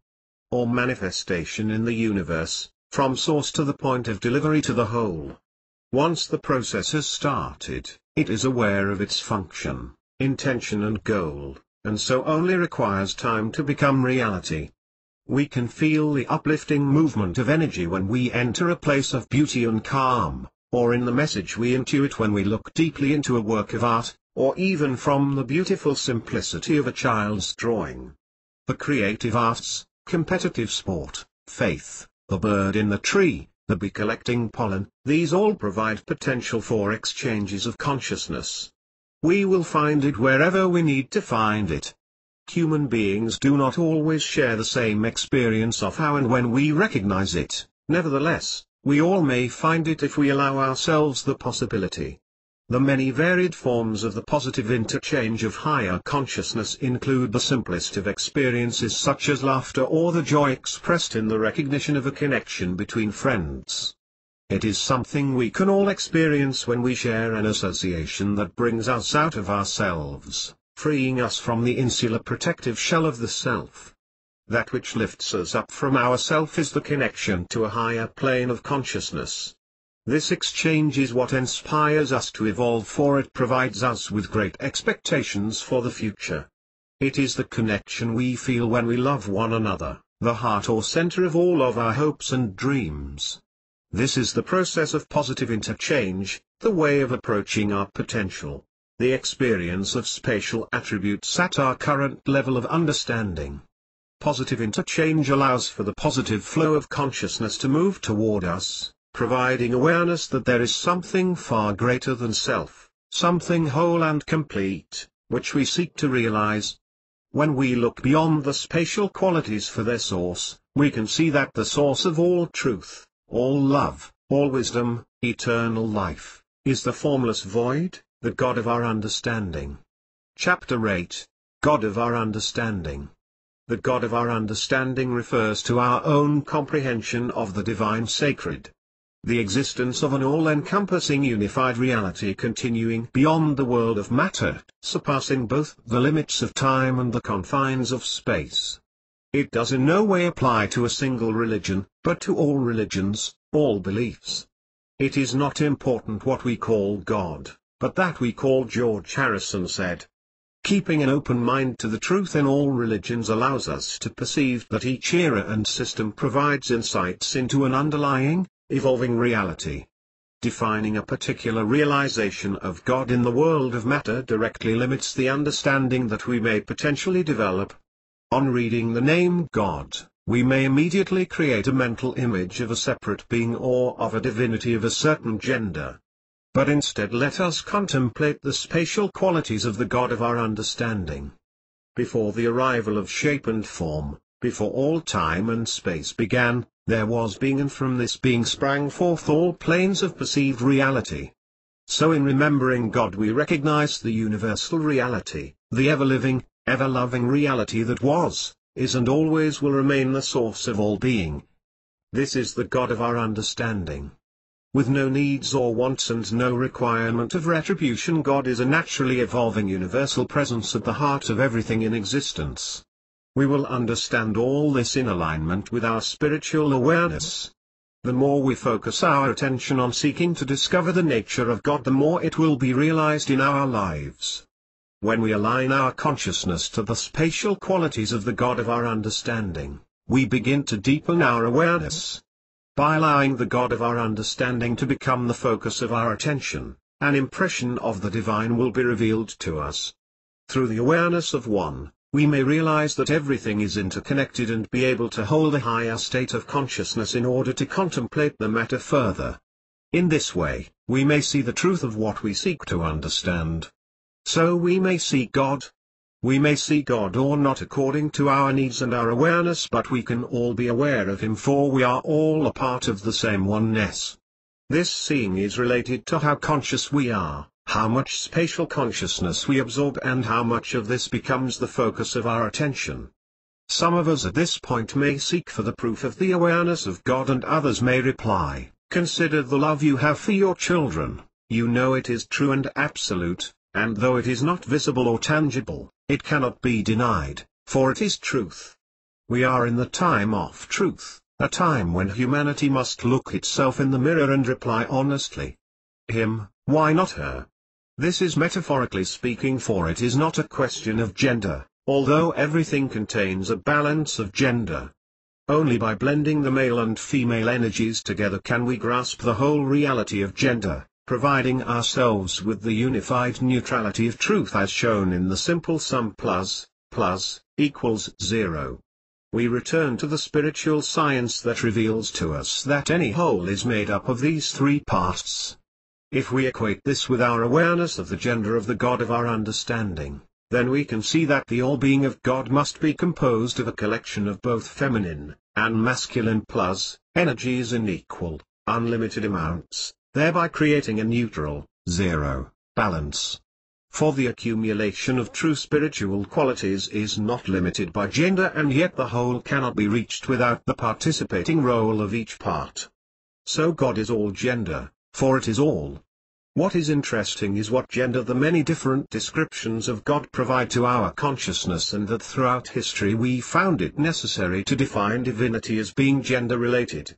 This again indicates the evolutionary stages that faith and religion have passed through, for we can see that for there to be one source and us to be emanations of that same source, we must all have the properties of that source, so that source must contain all the combined possibilities of gender.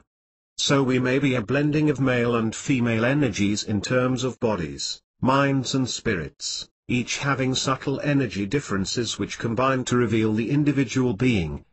We may also trace the evolutionary process of consciousness through the power of religious symbolism. Each era or school of thought seems to have a symbol that provided a conscious understanding of the divine. By understanding the meaning of those symbols, we approached the underlying reality of the source of all being. We became more conscious of the reality of God. The existence of crop circles, however made, is a present-day example of consciousness being expressed and shared. The real power and true meaning of these symbols lies far beyond their artistic value, for they are vibratory emanations assisting us in becoming more conscious of God. Conscious of God.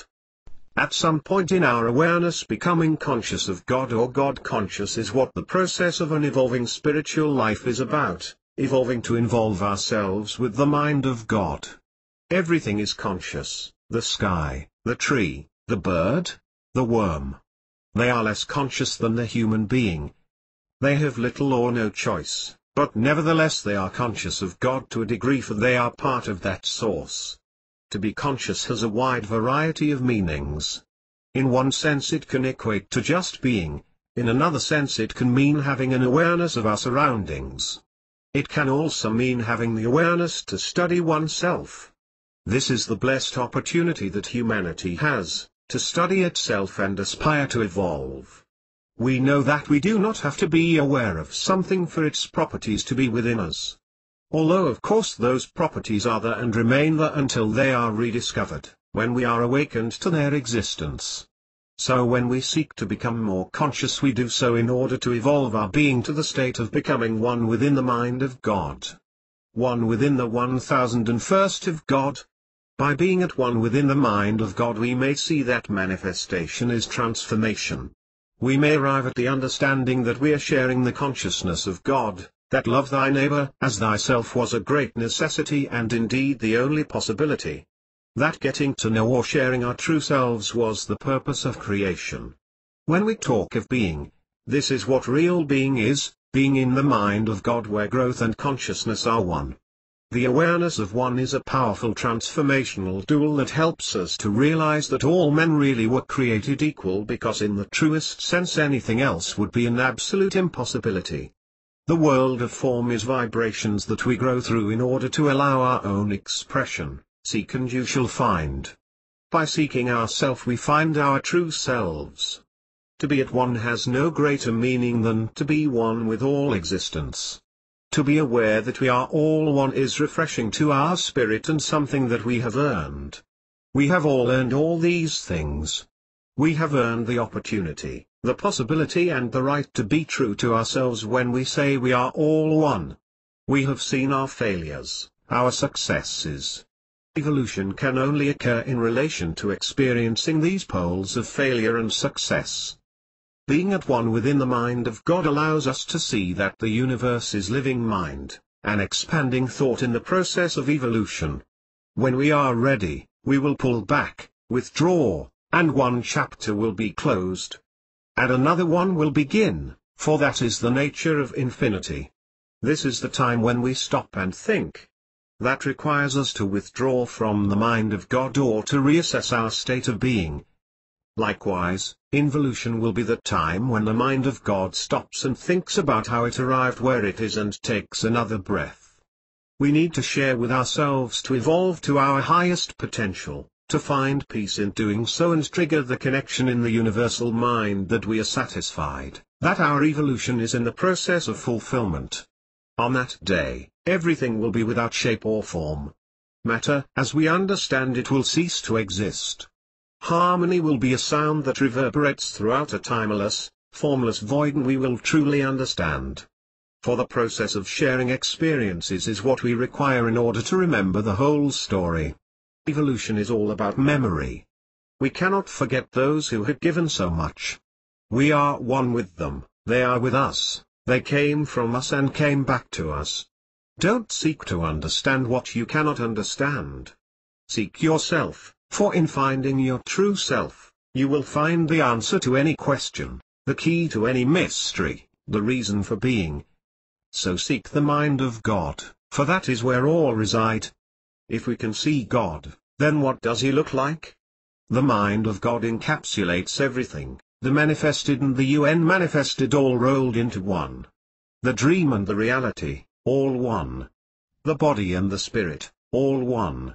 When you go to sleep at night and turn off the lights, look up into the darkness, look deep into that darkness and look past that darkness, and when you are ready you will see the light. If you meditate, close your eyes and do the same. Look into yourself, then deeper still, past the depth, and there you will find the light that indicates the way. When we are ready, we receive all that we need. If God really is your focus, you will find him. For you will see him everywhere, and you will reveal to yourself that love alone is not God, but instead that love is a spatial quality of his being. The same applies to all of the spatial qualities. They are part of the whole, and the power lies not in the individual part, but in the whole. Growth, after all, is not confined to one seed, but to the whole universe. So God encapsulates all spatial qualities. For that is what the Great Spirit is. If we can understand one quality and consciously manifest it, then we are manifesting a part of the whole, we are spiritually advancing. Becoming aware of and manifesting one spatial quality provides example for others to manifest more spatial attributes. That is the way of spiritual evolution, paving the way for others in order to evolve the whole. The greatest examples of spiritual manifestation in history have provided a physical outlet of spatial qualities. Humanity has frequently been unable to recognize their truth at the time. More often than not, they have realized more of that truth at a later date. These qualities have remained inherent in our thought because they contain the perennial wisdom of not one man or woman, but of the universal mind. They are unchangeable through the passing of time or through the part truth of one school of thought, for they are truth, they are spirit. Having evolved through the cycle of consciousness, humanity cannot distort them, for they are untouchable, they are of God. Chapter 9, Love, Light and Healing. As we have seen, when we are most aware of consciousness, We are most aware of our true selves. The process of the cycle of consciousness is a wave of energy of which we become aware. We have seen this in the process of absorbing into consciousness, resonating, resting, and the theory of the plateau. This is the cycle. We may perceive the reception of this in the form of a wave of energy. The wave formation is the way in which the infinite reaches the finite. We can envision this process as spirit to mind to body. We move with that wave formation, following its cycle, the cycle of consciousness. In order to manifest transformation throughout our being, we seek not just to ride the wave, but to hold the wave. We still seek the absorption into the awareness of consciousness, but now we seek the neutrality of holding the resonance. We do this by being aware of the wave, by riding it, then absorbing it, but also by not coming all the way back down with it.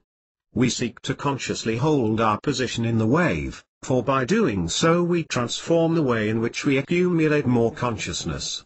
When we perceive the arrival of a new wave, we must look to absorb the highest peak of it without allowing a return to the same waveform with which we were previously aligned. We seek instead to find a more efficient way of growth. Once we can do this, the wave becomes less and less acute until at some point, we arrive at complete stillness, a state of no mindful activity, with no needs or desires, just free and unified with the oneness of all existence, the final resting place in the conscious evolution of the human being. This process may take millions of years or 1 second, for the more we do for each other, the more we find of our true selves. Human beings are more than just animals with great minds. We have between us all developed a greater awareness of becoming conscious. We have revealed more consciousness to ourselves. This is not a process that can be reversed, for it is an ongoing expansion of awareness. Involution occurs when the weight of perception, the awareness of consciousness has filled so much of humanity that a return journey is then possible. We may liken this to a magnet's forces being reversed, the new resulting charge being an opposing polarity to the previous field of energy. But between evolution and involution, we reach the outer cloud of the nucleus that denotes the ending of one evolutionary phase and the arrival of a new dawn. This marks the pinnacle of our cycle of conscious evolution, a period when the lessons we have learned can become a reality in our world. At this time consciousness becomes most manifested in the physical world of matter, creating the reality of the greatest positive change for humanity. This new dawn marks the arrival of a more evolved human being, not disconnected from our previous existence, but evolved from us all, one that appreciates itself and all others. It is a future time of joy, love and peace, when war will be seen as a monstrous relic that was a necessity of the past. Where peace of mind, body and spirit will be the most common thread, a golden age of unity long anticipated by humanity. Hate and greed will dissipate. People will no longer seek superiority, or to have more than one another. Everybody will receive everything they need, becoming enlightened within a new consciousness. All we require to manifest this future, what we are presently doing, is to bring it to awareness. When sufficient human awareness becomes aligned with this consciousness, the principle of the weight of perception allows it to become the new reality. If enough of the parts recognize the truth in it, it will become a perceived truth, because not being conceived by the mind of the self, it cannot be subject to the decay of the finite world of matter. Consciousness herself prepares indicators for us all, providing opportunities for the next step in the evolution of the spirit of humanity. This type of manifestation of consciousness would not work if we said to ourselves, we want you to carry on fighting, suffering, being ill, for this would clearly be originating from the negative fractionate state of the self. In that case it would become a backward step into the devolution of chaos. However, at this time, we are riding the wave of consciousness. We need to seek the foundation of steady, solid, efficient growth, or we will continue rising and falling from peace to war, health to illness and love to hate for longer than we need to, continually jeopardizing the future balance of humanity. Seeking our greatest truth provides us with the clearest answer. Love a light, a poem of help and peace. Give us joy, give us peace, give us love, and let all fighting cease, for in this world, there's not enough peace of mind. What we need is a golden time, with no more hate, no more greed, no more fighting one another to succeed. One and all, having everything they need. It can happen if you truly believe.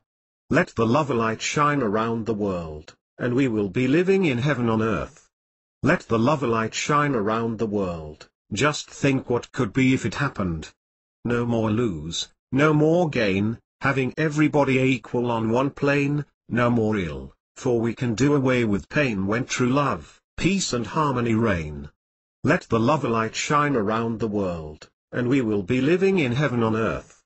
Let the love light shine around the world. Just think what could be if it happens. Love light refers to all forms of healing. It is love and light, the dream and the reality of becoming one. Through this medium we may change the world.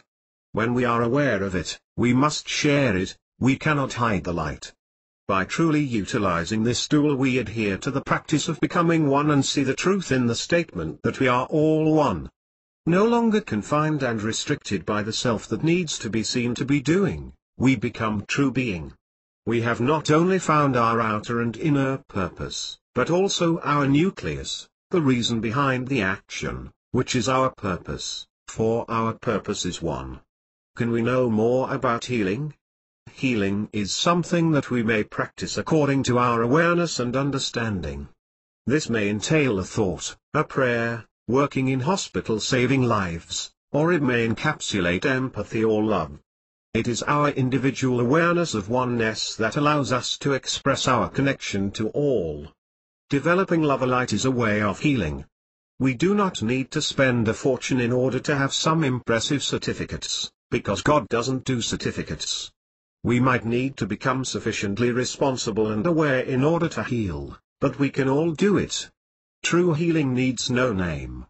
We use names solely to create identification for explanation and clarification. By thinking of love light as a beam of many different rays, we keep an open mind to the possibilities of how it may develop. It is a potentially high frequency or divine healing method and is something that we may all utilize. The potency of any form of healing is most effective when it embodies spatial qualities. We are able to utilize love light most efficiently when we can step aside from self, allowing the natural flow of the universe to radiate through us. We create the reality of stepping away from self through a sequence of events. 1. We promote the intention, that is to say we realize the existence of empathy between ourselves and the healee. We understand that we are seeking to consciously assist them improve their present state of being. 2. We relax ourselves deeply, ensuring that our self is aware that it has no controlling role in the coming events. Our intention is to raise our state of consciousness to the space beyond the objective world of the self. 3. We allow ourselves to reach that space of equality, love and light that exists beyond the mind of the self. This is the spatial consciousness that exists beyond form itself. Conscious of the combination that provides harmony to our being, we perceive the wholeness needed to be reinstated in each other. The possibility of healing is open to all, manifested according to our awareness and understanding. It requires the discipline of looking within and without. The more we become aware of the ability, the less we require connection with the world of matter. If we were to dissolve the world of form, we would see that names are also applied to serve a spiritual purpose. If we seek to name a form of healing, we must contemplate why we seek to name it, whether the answer to that returns us to self or a combination of ourself and the whole, or that it takes us to the oneness. This is what will define the potency of the healing. The greater the presence of self, the less effective the healing. By sharing, we are learning to seek the higher essences of our nature and continuing to evolve towards the state of oneness. We are either not at the point of realizing that we may radiate a form of love light, or we are in the process of beginning to realize it, or we already aware of a certain form of it. When we are aware, we have found something beautiful within ourselves that we seek to share, to help as we are helped. The greater our awareness of the nature of the healing, the more we seek to share.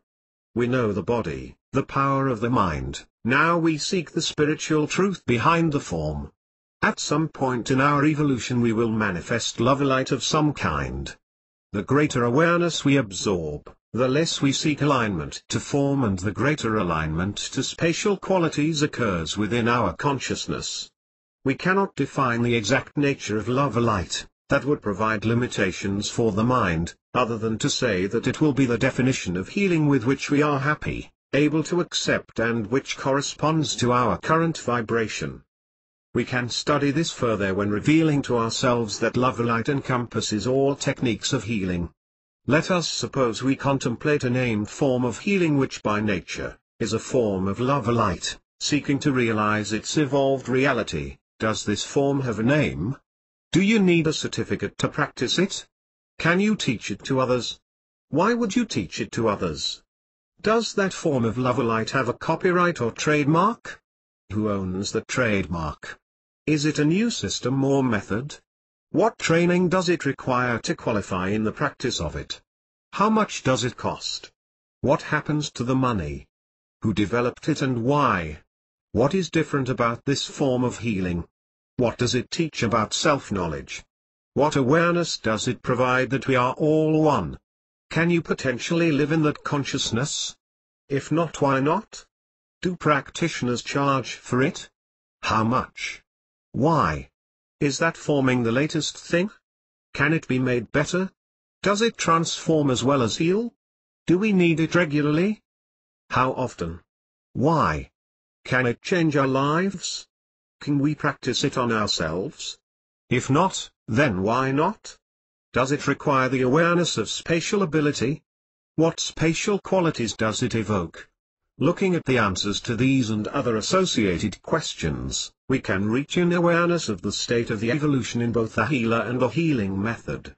Many of us seek to cash in our newfound perceptions, techniques or discoveries, but why is that? Applying the awareness of one, we can see that we never really own anything at all, we are just borrowing what belongs to the whole, while passing through. Many of us seek to justify what we are with our qualifications, or by the impression created by the name form of our profession. In our lifetimes, many of us get stuck at one point of spiritual evolution because we become empowered in a false way. We have developed a high self-esteem, self-importance and self-value. Who and what makes a person successful is again a matter of awareness. When we are successful, and we look at what we do for a living, then what is the motivation behind our success? What are our goals? What is the driving force? At this point, we would like to refer to an old Chinese proverb, funnily enough entitled "We are all one." Long ago there was a wealthy man who had a severe eye disease. For many years, the pain was so great that he found it very difficult to sleep at night. He visited every doctor in the area, but none of them were able to help him. "What good is all my money?" he moaned to himself. He became so desperate that he sent messengers throughout the city offering a large reward to anyone who could help cure his affliction. In the city lived an old peddler who sold homemade sweets. He would wander around the market with his baskets of sweets, but he was so kind that he gave away as much as he sold, so he was always poor. When the old peddler heard the announcement, he remembered something that his mother had once told him about a magical herb that was good for the eyes, and decided to go in search of the magical herb so that he could claim the reward. He packed away his baskets and went back to the old, tiny house where he lived with his family. When he told his wife about his plan, she scolded him, saying, "If you go wasting time on this crazy idea, what will we have to eat?" Usually, the peddler gave in to his wife in order to have a peaceful life, but this time he was stubborn. "We have 2 baskets of sweets left, and I'll be back before they're all gone," he said. The next morning, as soon as the soldiers opened the gates, he was the first person to leave the city. He did not stop until he was deep inside the woods. As a boy, he had often walked in the forest. He liked to pretend that the cluster of trees was a huge, green sea, and that he was a tiny fish swimming through the waters. Now, as he examined the ground, he noticed a line of ants busy working away. On their backs were larvae which looked like grains of rice. Arak had fallen into the stream, making the water spill all over the ants' nest. "We are all one," the kind-hearted peddler said. He waded into the stream and removed the rock. Then with a sharp stick, he dug a little ditch so that the water would drain back into the stream, away from the ants' nest. Forgetting about his good deed, he began to search the forest for the magic herb. He searched everywhere, but as time passed, he grew sleepy, and lay down in the shade of an old tulip tree, where he fell fast asleep. In his dreams, the peddler stood in the middle of a great city. Tall buildings rose high overhead, and he could barely see the sky, even when he tilted his head back. An escort of soldiers marched up to him, their armor clattering loudly. "Our queen wishes to see you," the captain said. The frightened peddler had no choice. He had to obey. The soldiers led him into a shining palace. There, a woman with a big high crown sat upon a tall throne. Trembling, the peddler fell to his knees and touched his forehead against the floor. But the queen ordered him to stand up. "Like the great emperor of long ago, you tamed the great flood. We are all one now. You have only to ask, and my people will come to your aid." The old peddler cleared his throat and told the queen that he was looking for a magical herb that would cure any eye disorder. The queen explained that she had never heard of such a thing, but added, "You will find it if you keep searching for it." Then the peddler awoke. Sitting up, he saw that in his wanderings, he had returned to the ants' nest. It was there he had fallen asleep. The city in his dream had been the ants' nest itself. "This is a good omen," he thought, and he began searching with renewed vigor. He was now determined to find the herb, and he didn't notice how quickly time passed. He was surprised to see how dark it was getting, and realized that he was now completely lost. Night was coming fast, and with it the cold. He rubbed his arms and started to hunt for a shelter where he could rest the night. In the twilight, he thought he could see the tiles of a green roof. He stumbled through the growing darkness until he reached a ruined temple. Weeds grew through cracks in the stones and most of the roof itself had fallen in. Still, the ruins provided some protection. As he entered, he saw a centipede with bright orange skin and red tufts of fur along its back. Yellow dots covered its sides, like dozens of tiny eyes. It was crawling into the temple as fast as it could, but there was a bird swooping down toward it. The peddler waved his arms and shouted, scaring the bird away. Then he put down his palm in front of the insect. "We are all one," he said. The many feet tickled his skin as the centipede climbed onto his hand. Inside the temple, he gathered dried leaves and found old sticks of wood. Soon he had a fire going. The peddler even picked some fresh leaves from a bush near the temple doorway and placed them in front of the centipede, thinking that it may be hungry. Stretching out beside the fire, the old peddler put his head on the pillow of his arms. He was so tired that he soon fell asleep, but even in his sleep he dreamed he was still searching in the woods. Suddenly, he thought he heard footsteps near his head. He awoke instantly and looked about, but could only see the brightly colored centipede. "Was it you, friend?" The old peddler chuckled and, lying down, he closed his eyes again. "We are all one," a voice said faintly, as if from a far-off distance. "If you go south, you will find a pine tree with two trunks. By its roots, you will find a magic bead. A cousin of mine spat on it years ago. Dissolve that bead in wine and tell the rich man to drink it if he wants to heal his eyes." The peddler trembled when he heard the voice, because he realized that the centipede was magical. He wanted to run from the temple, but he was too scared to even get up. It was as if he was glued to the floor. But then the peddler reasoned with himself, if the centipede had wanted to hurt him, it could have a long time ago. Instead, it seemed to want to help him. So the peddler stayed where he was, but he did not dare open his eyes. When the first sunlight glimmered down through the roof, he raised one eyelid cautiously. There was no sign of the centipede. He sat up and looked around, but the magical centipede was gone. He followed the centipede's instructions when he left the temple. Traveling south, he kept a sharp eye out for the pine tree with two trunks. He walked until late in the afternoon, but all he saw were normal pine trees. Wearily, he sat down and sighed. Even if he found the pine tree, he couldn't be sure that he would find the bead. Someone else might have discovered it a long time ago. But something made him look a little longer. Just when he was thinking about turning back, he finally saw the odd-looking tree. Somehow, his tired legs managed to carry him over to the tree, and he got down on his knees. The ground was covered with pine needles and he was too tired to concentrate. The peddler could have wept with frustration, and then he remembered the ants. He began to call for them. Ants, ants, we are all one. Almost immediately, thousands of ants appeared out of nowhere. The peddler explained he was looking for a bead, and that it could be very tiny. Then, careful not to crush any of his little helpers, the peddler sat down to wait. In no time at all, the ants reappeared with a tiny bead. With trembling fingers, he took the bead from them and examined it. It was orange and looked as if it had yellow eyes on the sides. There was nothing very special about the bead, but the peddler treated it like a fine jewel. Putting the bead into his pouch, the peddler thanked the ants and their queen. Shortly afterwards, the ants disappeared among the pine needles, and he made his way out of the woods. The next day, he reached the house of the rich man.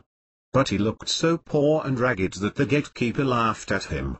"How could a beggar like you help my master?" The peddler tried to argue, "Beggar or rich man, we are all one." It so happened that the rich man was passing by the gates, and overheard the voices. He approached the peddler. "All right, but if you are wasting my time, you will get a stick across your back," he said to the peddler. The peddler took out his pouch. "Dissolve this bead in some wine and drink it down." Turning the pouch upside down, he shook the tiny bead into his palm and handed it to the rich man. The rich man immediately called for a cup of wine. Dropping the bead into the wine, he waited for a moment, and then drank it down. Instantly the pain vanished. Shortly after that, his eyes healed. The rich man was so happy and grateful that he doubled the reward. And the peddler and his family lived comfortably for the rest of their lives. This story has many meanings, and as with all spiritual realities, we gain an understanding of its deepest meaning according to our awareness. Any form of healing, like the magic bead, has the potential of evolving to a point in our awareness where it becomes the spatial qualities of love and light that may be passed between people, a point of emission and a focus of reception. The power and effect of the healing may be immediate and sustainable. It may infuse both parties with the spatial qualities of love and light. We can learn to absorb and pass these qualities when we are free from the restraints of matter and of the self. When we are in this state, we are allowing those qualities to pass and to be passed. One visual tool we may utilize is the divine golden light that we may absorb together. It is darshan for everybody, without need for superiority or position. When we use this process, the healer enters a raised level of consciousness. He or she is temporarily dissolved from the world of matter and is able to absorb enough awareness of love and light to allow it to flow through to the one being healed, who we shall refer to as the healee. Imagine then that we, being the healer, are brimming with love and light and that it overflows to the healee. The energy contact point is the third eye area, so the healer will look directly between the eyes and eyebrows of the healee. Becoming filled with love and light, the healer may come to a point of actually seeing in gold, everything in their vision becoming golden. Then, a sphere of golden energy appears with a white-hot luminous center, and we become aware that the sphere is moving, resonating with a musical accompaniment of two tones, the music of the spheres, as it were.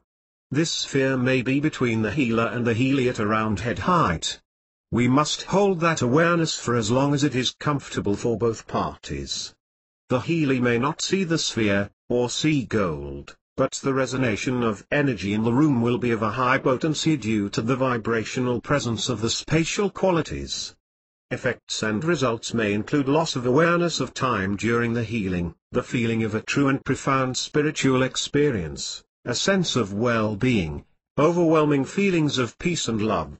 One day we will be able to pass this universal energy to each other automatically and humanity will evolve. This process, like any process of healing, can only work if we create a circuit. Spatial qualities represent the outflowing positive pole. The charge plus, the healer is the neutral, zero, or conduit, and the healer is the receptive negative pole, receiving the charge. Once we share this awareness of energy, we can understand that we have formed a relay or circuit within which the energy may begin, flow to and arrive. Love light then encapsulates all healing. It is totally inclusive of all forms, a spiritual aspect of being that we realize according to our awareness. Chapter 10, Aspects of Being. Spiritual aspects of being occur when spatial abilities manifest in or flow through the individual. They become possible as we awaken more to consciousness, providing us with signposts to our potential. When we absorb ourselves deeper into consciousness, we are becoming increasingly aware of our true nature. As if we are a vessel being filled with the elixir of eternal life, we are able to experience those spiritual aspects that can only come around when we sense and touch upon the wholeness of our being. When we are filled, outlets naturally appear for these aspects of being to express themselves significantly in the lives of ourselves and others, benefiting all. We can recognize examples of these aspects of being when we look back through our history. When we let freedom ring, when we let freedom ring from every village and every hamlet, from every state and every city, we will be able to speed up that day when all of God's children, black men and white men, Jews and Gentiles, Protestants and Catholics, will be able to join hands and sing in the words of the old Negro spiritual, free at last. Free at last, thank God Almighty, we are free at last. Martin Luther King, Washington D.C. 28th of August 1963. The message in this quote clearly seeks unification and not the fracturation of humanity. The power and conviction with which it was delivered only helps us discern the truth of it. Spiritual aspects of being are individual human expressions or manifestations that allow us to sense and share in the higher vibrations of love, truth and light, promoting a remembrance of our spiritual roots. They are individual in their realization, but they constantly encourage unity. The ability to transcend time and space provides an awareness that consciousness itself is eternal. How conscious we become in our lifetimes is defined by our ability to recognize and soak up new vibrations as we awaken to their existence. The more aware we become, the greater clarity arises within us that we are more than just a body, and the more truth we find in the realization that at some level in our being we are eternal. We become connected to the stream of consciousness that gathers more and more water from the source. In doing so, it seeks a multitude of ways to express itself as a whole. We may realize that aspects of being, 1, actually occur through cognizance, for the higher consciousness itself is not a commodity that comes and goes, it is purely our awareness of its existence which ebbs and flows. What we may see as luck or misfortune can no longer be explained as coincidence or fate, but assigned to the manifestation of our awareness. In realizing this, we move closer to the true beauty of our individual aspects of being. Individual aspects of being, is that not a fractionate state? No. Aspects of being follow universal and spiritual laws and are only realized when we are seeking wholeness, not the dissolution of the awareness of one. For any group to be able to sustain its energy for the long term, it must have a common goal beneficial to all. Humanity's goals can only be decided by humanity. Looking at Europe for example, if common ground is based on beliefs common to all and unification of the whole, then it will last. If it is based on elements such as creation of more wealth and power for a few, then at some point it will fail, for it is not constructed on the wisdom of the perennial truths which consistently provide benefit for all. Likewise, if we are to live together in peace and harmony in this world, we must seek the common source that binds all humanity. When we become aware of the manifestation of aspects of our being, we no longer seek something, but become something, a part of a whole. We consciously become absorbed more profoundly into consciousness. Our stream has burst its banks and seeks to unify. When that water becomes a river, it seeks other rivers, which in turn seeks to become unified into the form of an ocean. The world and all that is in it, is approaching a time of radical movement. How that movement occurs will be the responsibility of all humanity. We can choose to live our lives acquiring as much as we can for ourselves. We may seek contentment purely in the mind and the body, or we may seek the evolution of our human spirit, truly enabling progression. Playing our part in the future of our world, the greatest role we may have as individuals is to seek to become one, to reach out for the oneness. If you are not seeking, then you will, or you are about to, or you are in the process of doing so, for this is the very process of life itself. At any given moment it is our awareness of this that dictates how conscious we truly are. Good and bad, love and hate, light and darkness, ignorance and truth, they are all opposites. But they are opposites in the poles of our being. If we can be one, we can become the other. The choice is a conscious one and comes down to our own free will. What you chose you became, what you choose will be realized. But what are the consequences for yourself and others? Proof is in the heart. Wherever we are on the path of life we can do no harm if we love one another as we love ourselves, for then we truly follow the heart that says, we are all one. Can you explain poles of being? Everything is dual, everything has poles, everything has its pair of opposites. Like and unlike are the same, opposites are identical in nature, but different in degree, extremes meet, all truths are but half-truths, all paradoxes may be reconciled. This is part of Hermetic law, known to the oldest dynasties of ancient Egypt. From this principle, we may see that hot is the opposite pole of cold, high the opposite of low and so on. When we apply this to human existence, at one end we take the physical form of a body, and at the opposing pole, spirit. Our awareness of consciousness or spirit is what moves and transforms the reality of what we are. Good lies at the opposing pole of bad. But what is good to one may appear bad to another, for we are in the realms of the body and the mind, where one of us is right and the other one wrong. Poles are provided in order to allow discernment of individual truth. The physical senses, the mind or the spirit discern what is good or bad. That is personal awareness. Through the connection of mind to spirit we transform ourselves by the increased absorption into the light of consciousness.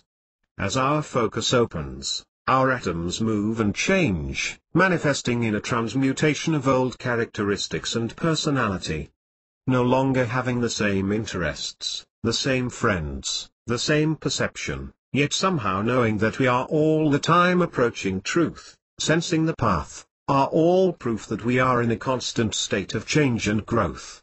When we like ourselves and others more and consciously move toward unifying one another, then we are moving away from our lower and into our higher nature, bringing significant changes that will reveal themselves in our aspects of being. We may falter or fall at any point along the path, but we will never go back. For we and the universe are naturally expanding, constantly learning the art of expression. We are living in order to die, dying in order to truly live. There may be those amongst us who appear as if deaf to the whispers of change, but they are simply sitting there with their hands over their ears, unaware of their true selves at this point in time.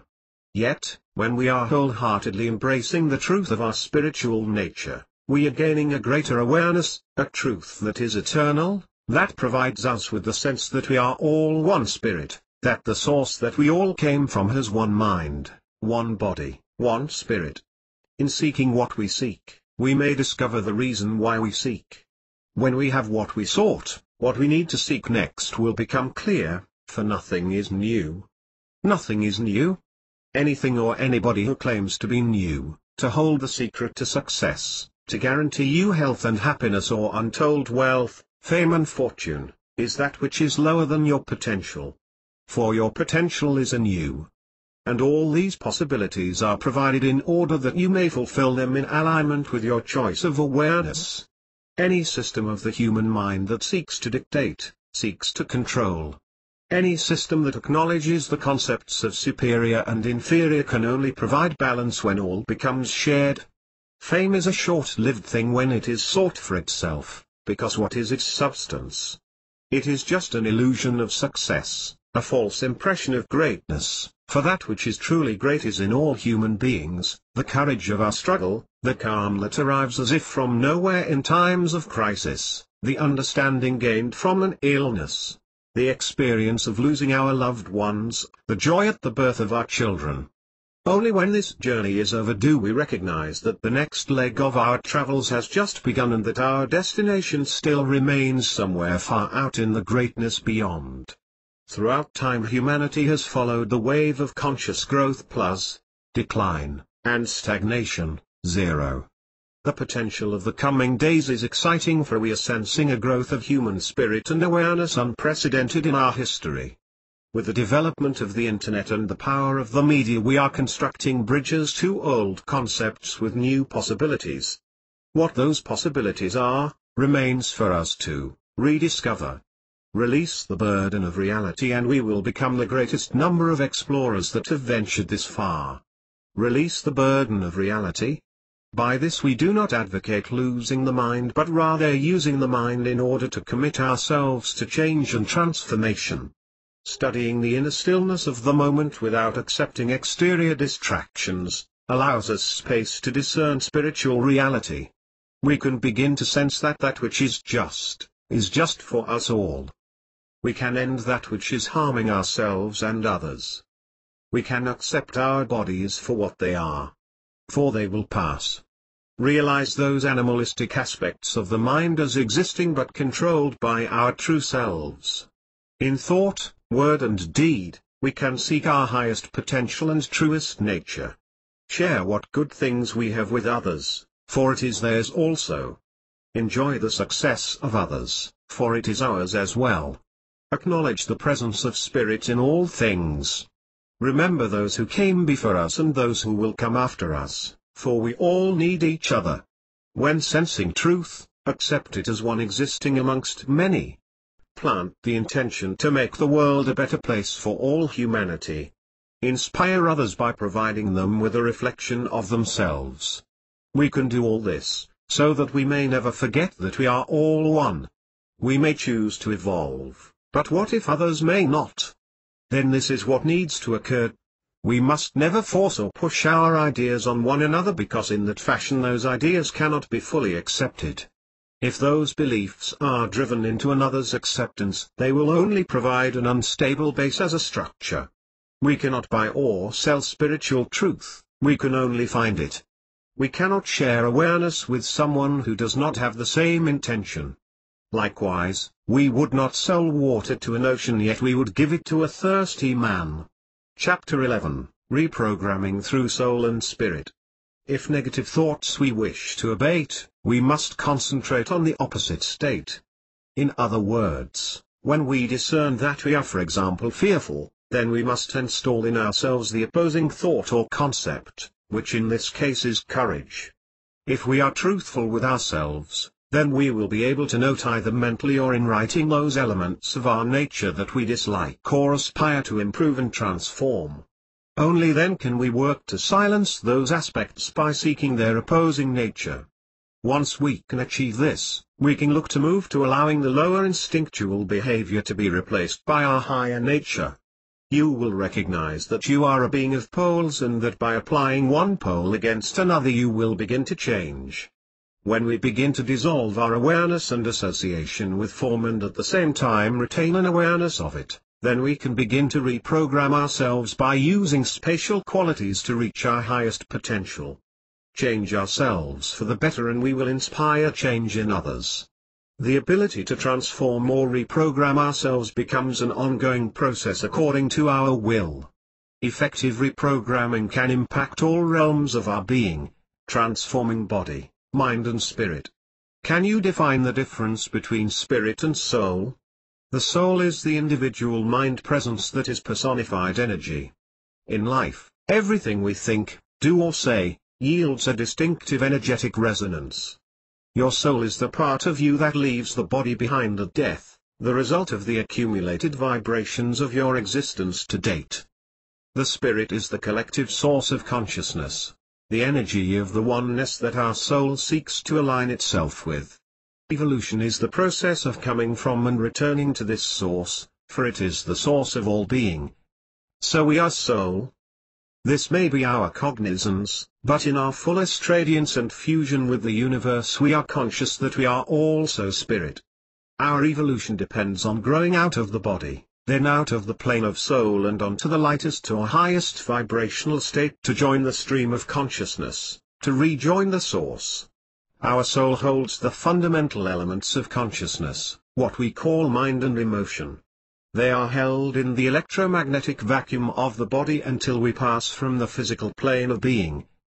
If we cannot shake off the concept of existing in a state separate to our body, we will remain energetically linked to the body, and at some future time we will be drawn back to the world of matter, to begin again.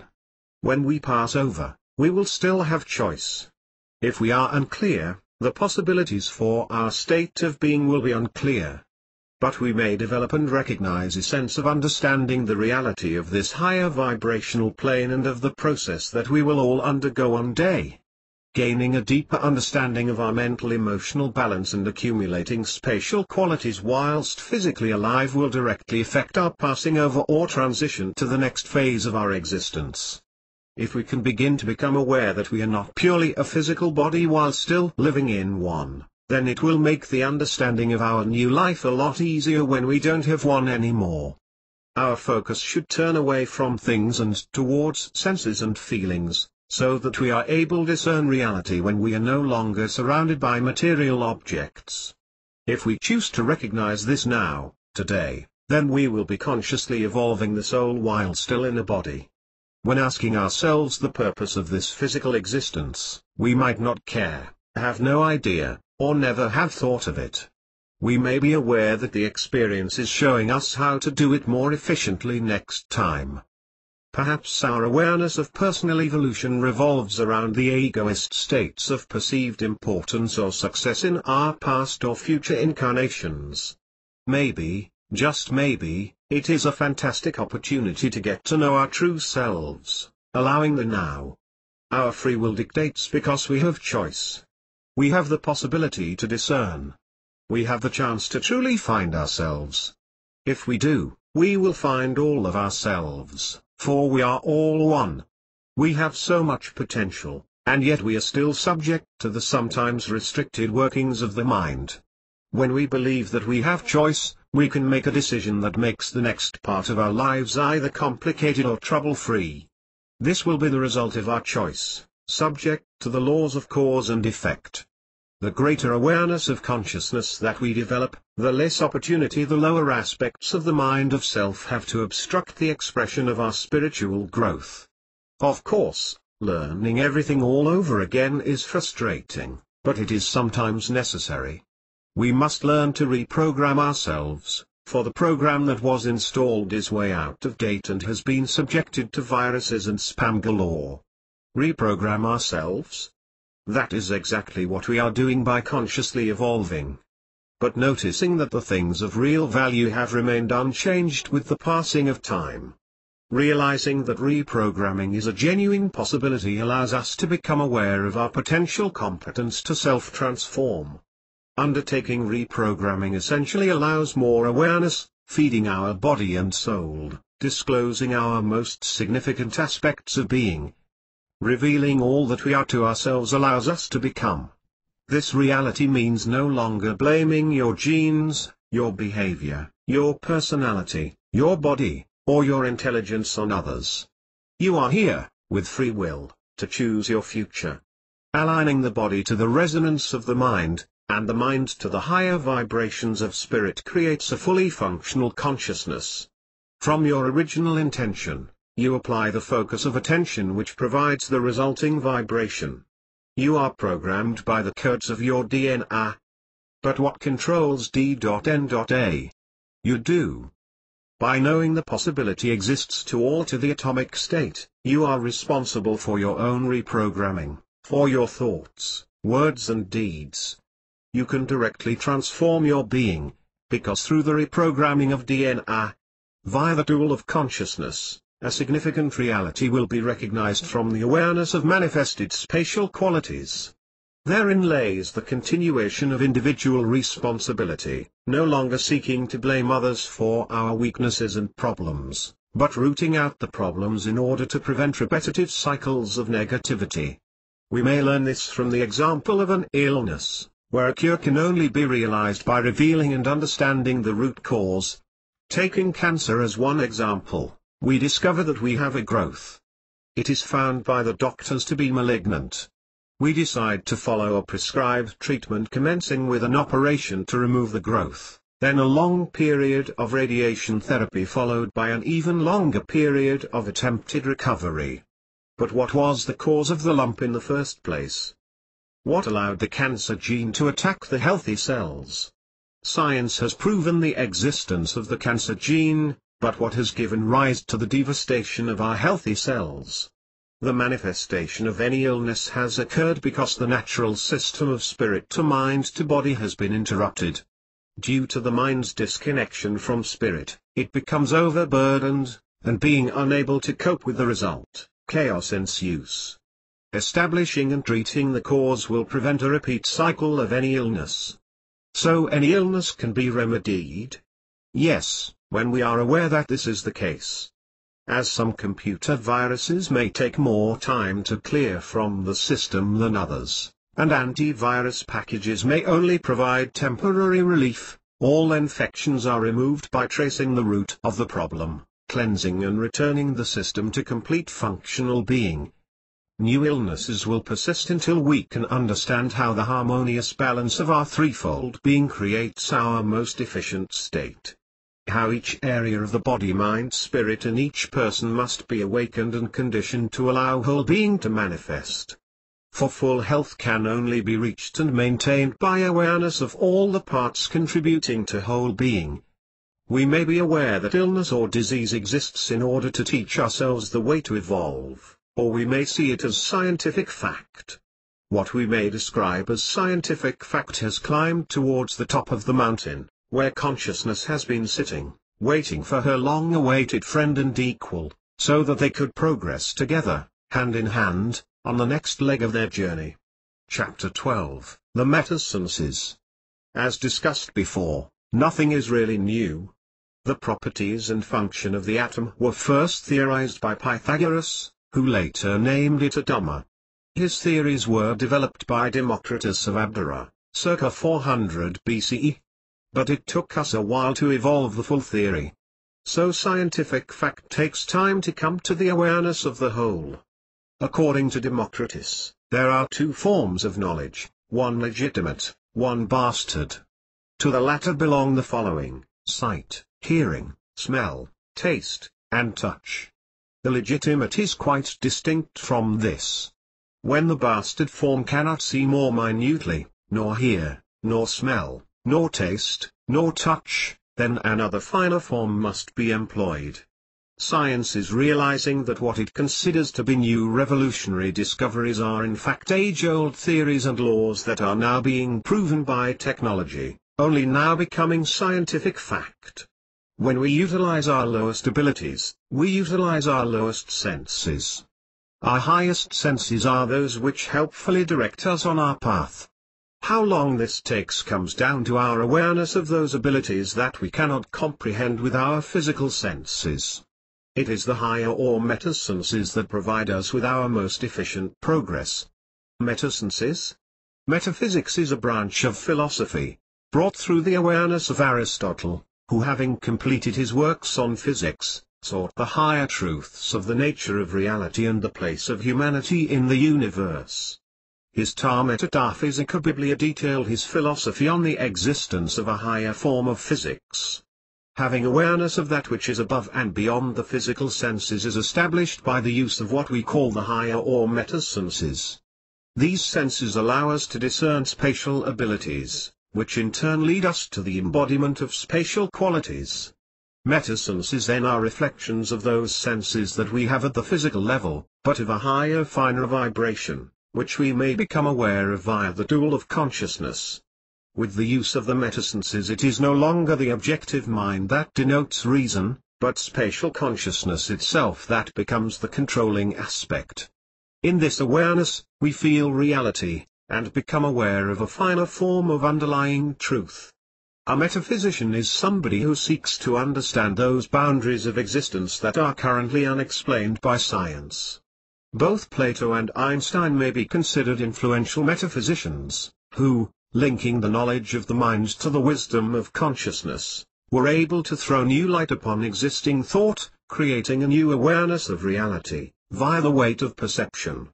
Using our metasenses, we are able to reason from a new position of awareness, as if we have been transformed from watching the sun come and go daily during our lives on Earth, to being able to see that the sun is always shining when we perceive it from deeper out in space. It is all a matter of perspective. Extrasensory perception is an evolution of the metasenses, and such skills as psychic awareness, mediumship, healing, channeling, remote viewing, auric vision, telepathy, telekinesis, altered states, automatic writing, inspired speech, are all examples of the individual growth in the evolution of our metasenses. Great poetry, great art and great music are those creative arts whereby we can still read, see or hear the traces of those metasenses developed throughout history, and the more these senses develop, the more we are able to receive from the positive interchange that occurs when contemplating, listening to, or reading them, for we may feel the existence of residual energy, a reflection of the joy, the excitement, the rise in consciousness that was felt or perceived at the time of their creation. But each of these skills or abilities that develop from the realization of our metasenses is not our final awareness, unless we choose it to be. Utilizing the metasenses relies on our ability to recognize the possibility that we can develop them in the first place, which in turn requires the actual experiencing of them in order that they can become planted in our aspects of our being. There are many roads that bring our awareness of the metasenses to the fore.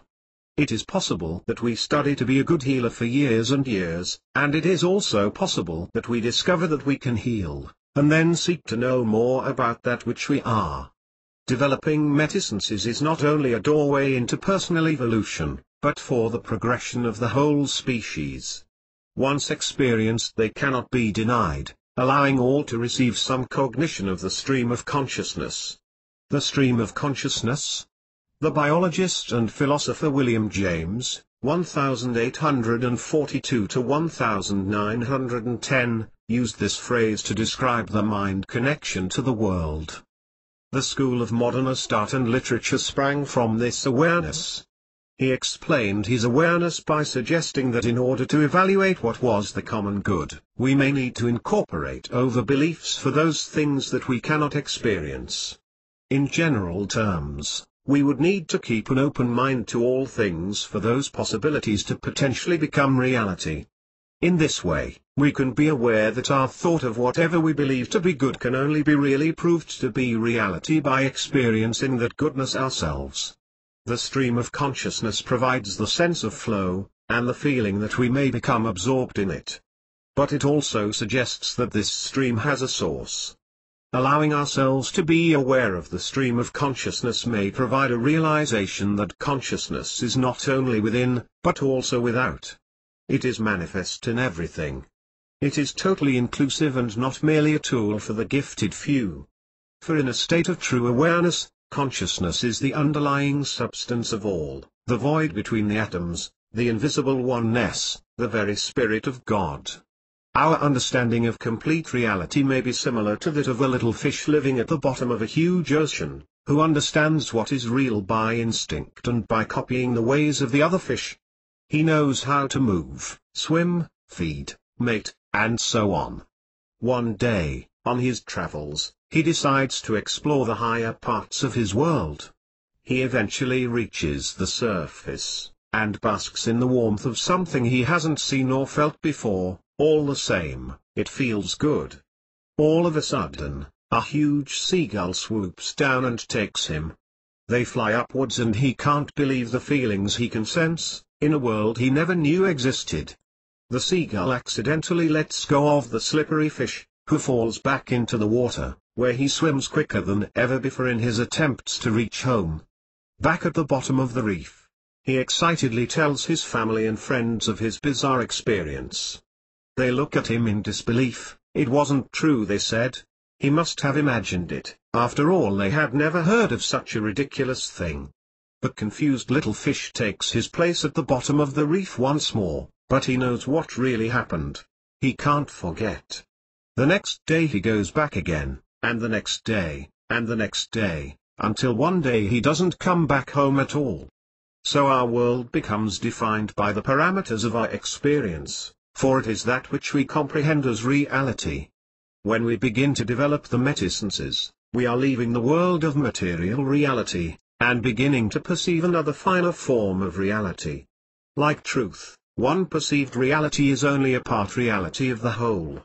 Even those who are not directly aware of experiencing the reality of the metasenses are now coming around to the common consensus that although they may not have experienced them, their existence is in fact a distinct rational possibility, for this is the weight of perception in action.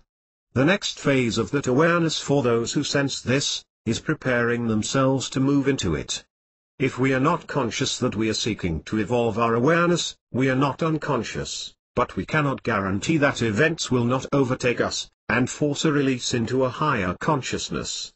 This is what happens with the tragic world events that occur on a regular basis, for as the weight of perception of consciousness builds, there arise compensatory cataclysmic reactions in the physical world. We may see this manifest as a financial collapse of the world markets, a terrorist attack, a war, or devastation from tsunamis, earthquakes and the like. As we dive headfirst into physical and mental chaos, the spiritual consciousness recompenses us. As the two opposing poles of spirit and matter swing to and fro, they produce reactions to each other which manifest in the world. We can see this occur in life when we experience the loss of a loved one. On learning of the death of someone close, we enter various negative states that interconnect between shock, grief, disbelief, confusion, guilt and anger. If we eventually come to terms with the physical loss, we can move into a different awareness of acceptance. From there, we can perceive that death is just a part of the wonderful experience of life and that we will always remember the beautiful positive experiences of love and joy that we shared with our loved one. Those memories become timeless and eternal, for they are ever-present energetic vibrations.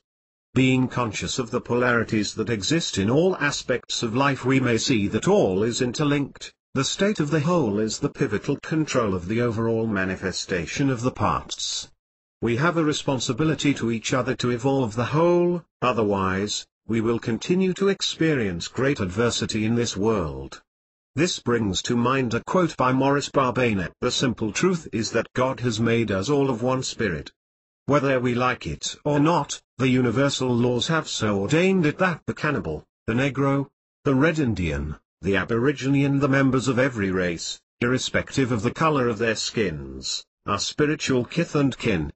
Spiritually, we are members of one another, all children in the divine family. This is, in fact, the spiritual United Nations. Let's not wait for the world to change, let's change the world.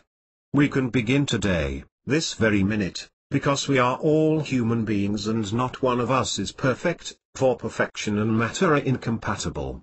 Some say that perfection has lived on this earth before. That would be their awareness at this time, and we respect all awareness. If that helps them to create a process of unification and not fractionation, then that is all well and good. If, however, it creates another hierarchy of difference, and teaches mankind that they are flawed, guilty sinners, ripe for punishment, or that one race is special or chosen above others, then that is another matter.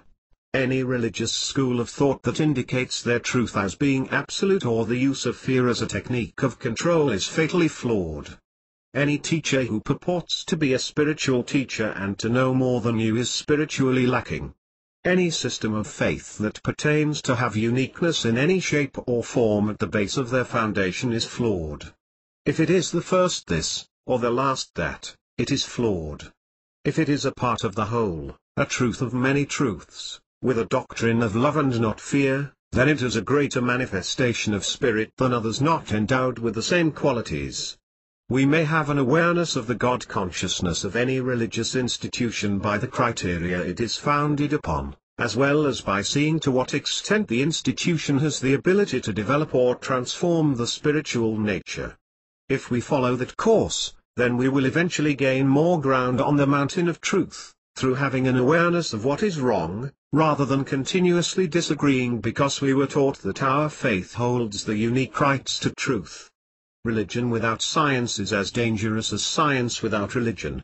Now that we are seeing that are being drawn closer and closer, we can look forward with great excitement over the coming years. Science has already proven what the philosophers of ancient Egypt knew fully well, that matter is an illusion or a representation of our experience of consciousness. A recent example of the blending of science and spirit is the employment of sensitives, those who have recognized use of the metasenses, by commercial industry. The computer and mobile phone watchdogs have recognized a link between sensitives feeling unwell, and their exposure to the radiation that is emitted from masts and mini-dishes. It has become a recognized condition in open-minded countries, such as Sweden, where the link has been proven by their own scientists. The Swedish government estimates that around 3% of the population is what they call electro-hypersensitive. We would be aware that if these figures were correct, then around 3% of the population has, whether they are aware of it or not, begun development of the metasenses. When we experience the metasenses in action, we can begin to comprehend the greater reality. If we go beyond that and question the why and how, we gain ground in our individual and unitary evolution. We begin to see that we are all one, not just humanity, but nature, the universe, and all the many life forms that exist. All are one. Spiritually, we are the microcosm, because everything follows the same universal laws and degrees. The ancient Greeks, seeking the reason for existence, realized that the same traits that occur in one human being occur in the entire population, and philosophized that it was the same in nature, and indeed the whole universe, that a connection existed that was common and binding to all the parts. Further back still, the Hermetic axiom of as above, so below, gave the earliest ancient Egyptians the awareness that all that exists in the entirety of the cosmos is mirrored in the human being, the smaller universe. The application of this awareness reveals the repetition of pattern and form to those things that appear chaotic or irrational to our normal objective understanding. Indeed, it is an important part of coming to understand how Hermetic laws or principles may be understood to apply to every plane of existence. Can you tell us more about Hermetic laws? There are many publications that deal with these philosophic principles, and through applying the Hermetic principles or concepts, we can learn to understand the spiritual science that lies behind transformation, or transmutation. Below is a brief summary of the Hermetic principles: mentalism, true reality is spirit, and the all is pure spirit. Correspondence, as above, so below. All planes of existence correspond and reflect each other. Vibration, everything, including body, mind and spirit, is in a constant state of movement. This vibration exists at varying rates, from matter on upwards. The lighter and finer the vibration, the higher the position in the scale. Polarity, everything is dual. Everything has its pair of opposites. Rhythm, everything flows in and out. Everything has its tides. Cause and effect, every cause has an effect and every effect a cause. Gender, everything has masculine and feminine principles. Gender manifests itself on all planes, The principle of mentalism is the kingpin of transformative change. Having discerned the three interlinked areas of human consciousness that together make up the whole, we can learn to comprehend the realities revealed by our metasenses. Closer to today, Aldous Huxley 1894, 1963, who was a writer, author and philosopher, and one of the most gifted academic intellects of recent times, was compelled in 1945, as was Gandhi with his many paths, one universe, to compile a philosophy that set about unifying what he saw as universal truths and values common to all humanity. Huxley's book was entitled The Perennial Philosophy. These are some of the main conclusions: that physical existence is only one plane of reality, non-physical realities exist. The material world is the shadow of a higher reality which cannot be brought to reason by the normal senses, but that human spirit bears testimony to it. Physical existence in the form of the body is subject to physical laws of decay. The higher aspect of our existence is not subject to decay, but to eternal spiritual laws. This has been greatly ignored in the West. All humans have a capacity to discern the nature of reality and the ultimate truth. That seeking these is the purpose of our existence. All religions have an absolute principle, either named or formless, a god or a state, from which all existence originated, and to which all existence will eventually return. The last end of every human being is to find out who he really is. A. Huxley Summation, conclusions gained from the application of the spiritual principle we are all one. The longing for spiritual communion exists in all human beings. We may achieve this coming together by learning to expand our field of consciousness, thus raising our vibration to enable the development of spatial qualities. In order to most efficiently or consciously evolve, we need to manifest these spatial qualities in a constructive way that may bring about transformation to ourselves and others, the environment that we inhabit and the world that we live in. The fundamental reward of life may be realized by spiritual or conscious evolution, absorbing the high resonances of consciousness. This is the point of existence, to evolve, thereby inspiring growth in others.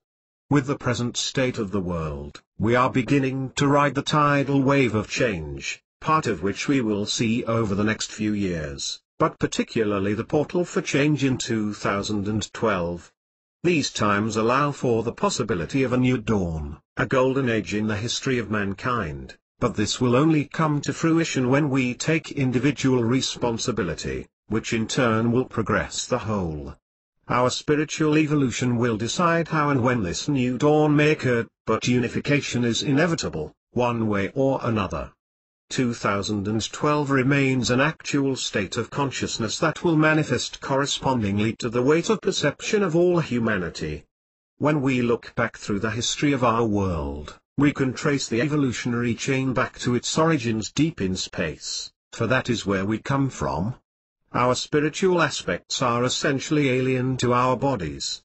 The true essence of our being is not matter but energy. And we should understand that whatever denies or stands in the way of the evolving consciousness becomes redundant or overtaken. We need not continue the dysfunctional existence in ignorance of our whole state of being, for we may realize that we rely too much on what we see and not enough on what we feel.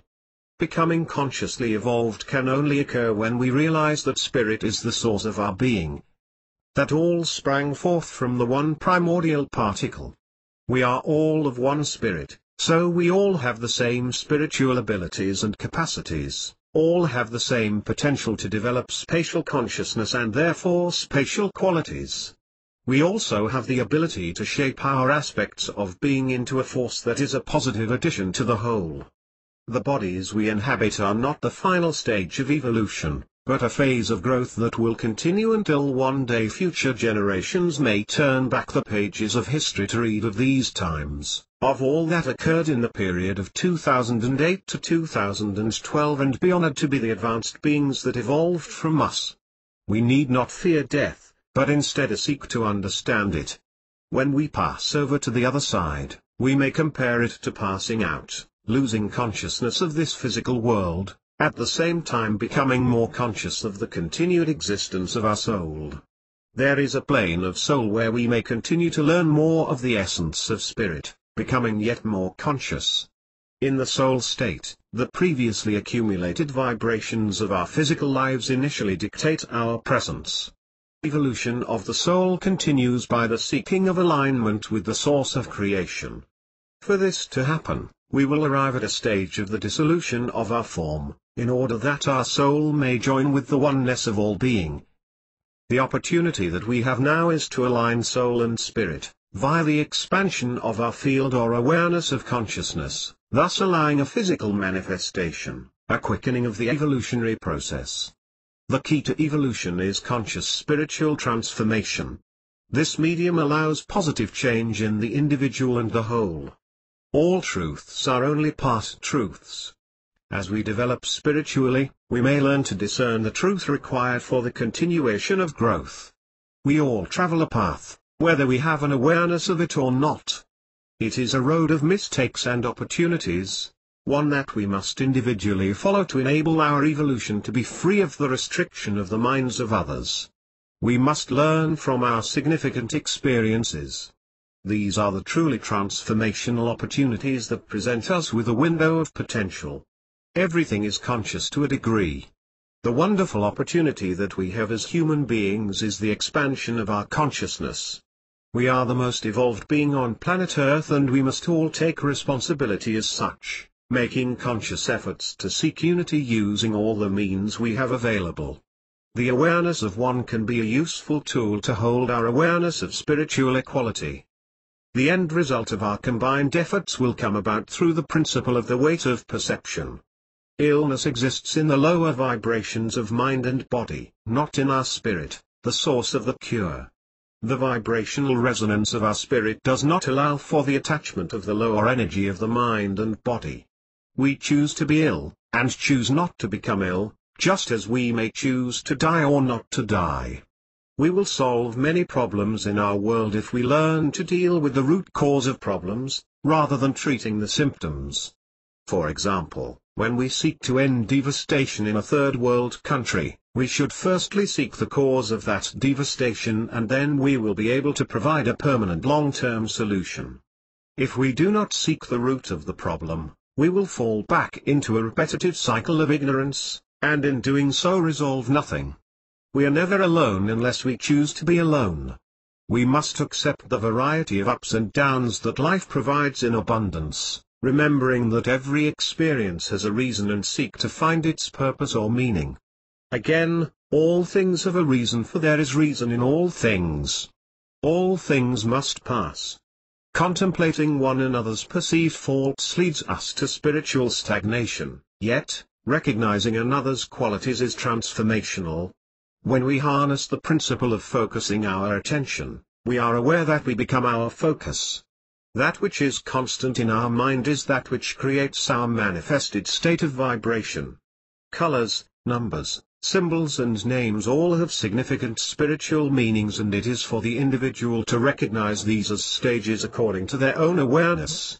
Spatial qualities may be manifested in a receptive person or pole of charge, which in turn provides inspiration to others. The more aware we become, the more we receive from interaction in our daily lives. Only then may we come to realize the power of positive interchange, which is the giving or receiving of higher consciousness that results in positive growth. Nothing is really new, because the cycle of creation comes from the source to a point of release to the whole, and therefore the concept of originality or ownership is a misconception of the mind of self, and not relative to our spiritual nature. We can never really have or own anything apart from the freedom of choice. How we use that depends upon our awareness and our focus. Perceived reality is only limited by the vibrational state of the mind, which comes about by our individual balance of body, mind and spirit as it becomes manifested in our state of being. There are three parts to every human being, the lowest state of vibration being the body, because it manifests as matter, the middle part being the individual mind or soul, and finally the connection to the unified state of spirit, which we are inseparable from, yet not always conscious of. reprogramming our atomic structure and altering our DNA, is a reality because of consciousness. When we understand the full consequences of that, we may comprehend our direct, active role in the evolution of the human race. Metasenses are those higher senses that we may accumulate with our gradual absorption to greater consciousness. Through the development of these metasenses we may learn to transcend this reality and to manifest spatial, divine transformational qualities. Tools of reflection such as the Hermetic principles allow us to stay on the path of belief and awareness that exists alongside human evolution. These are perennial truths. They were true in the past, are true in the present, and will continue to be true in the future, when we will have a greater understanding of their implications. They remain unblemished by time, for their existence is the result of our combined awareness to the spiritual reality. We are all one.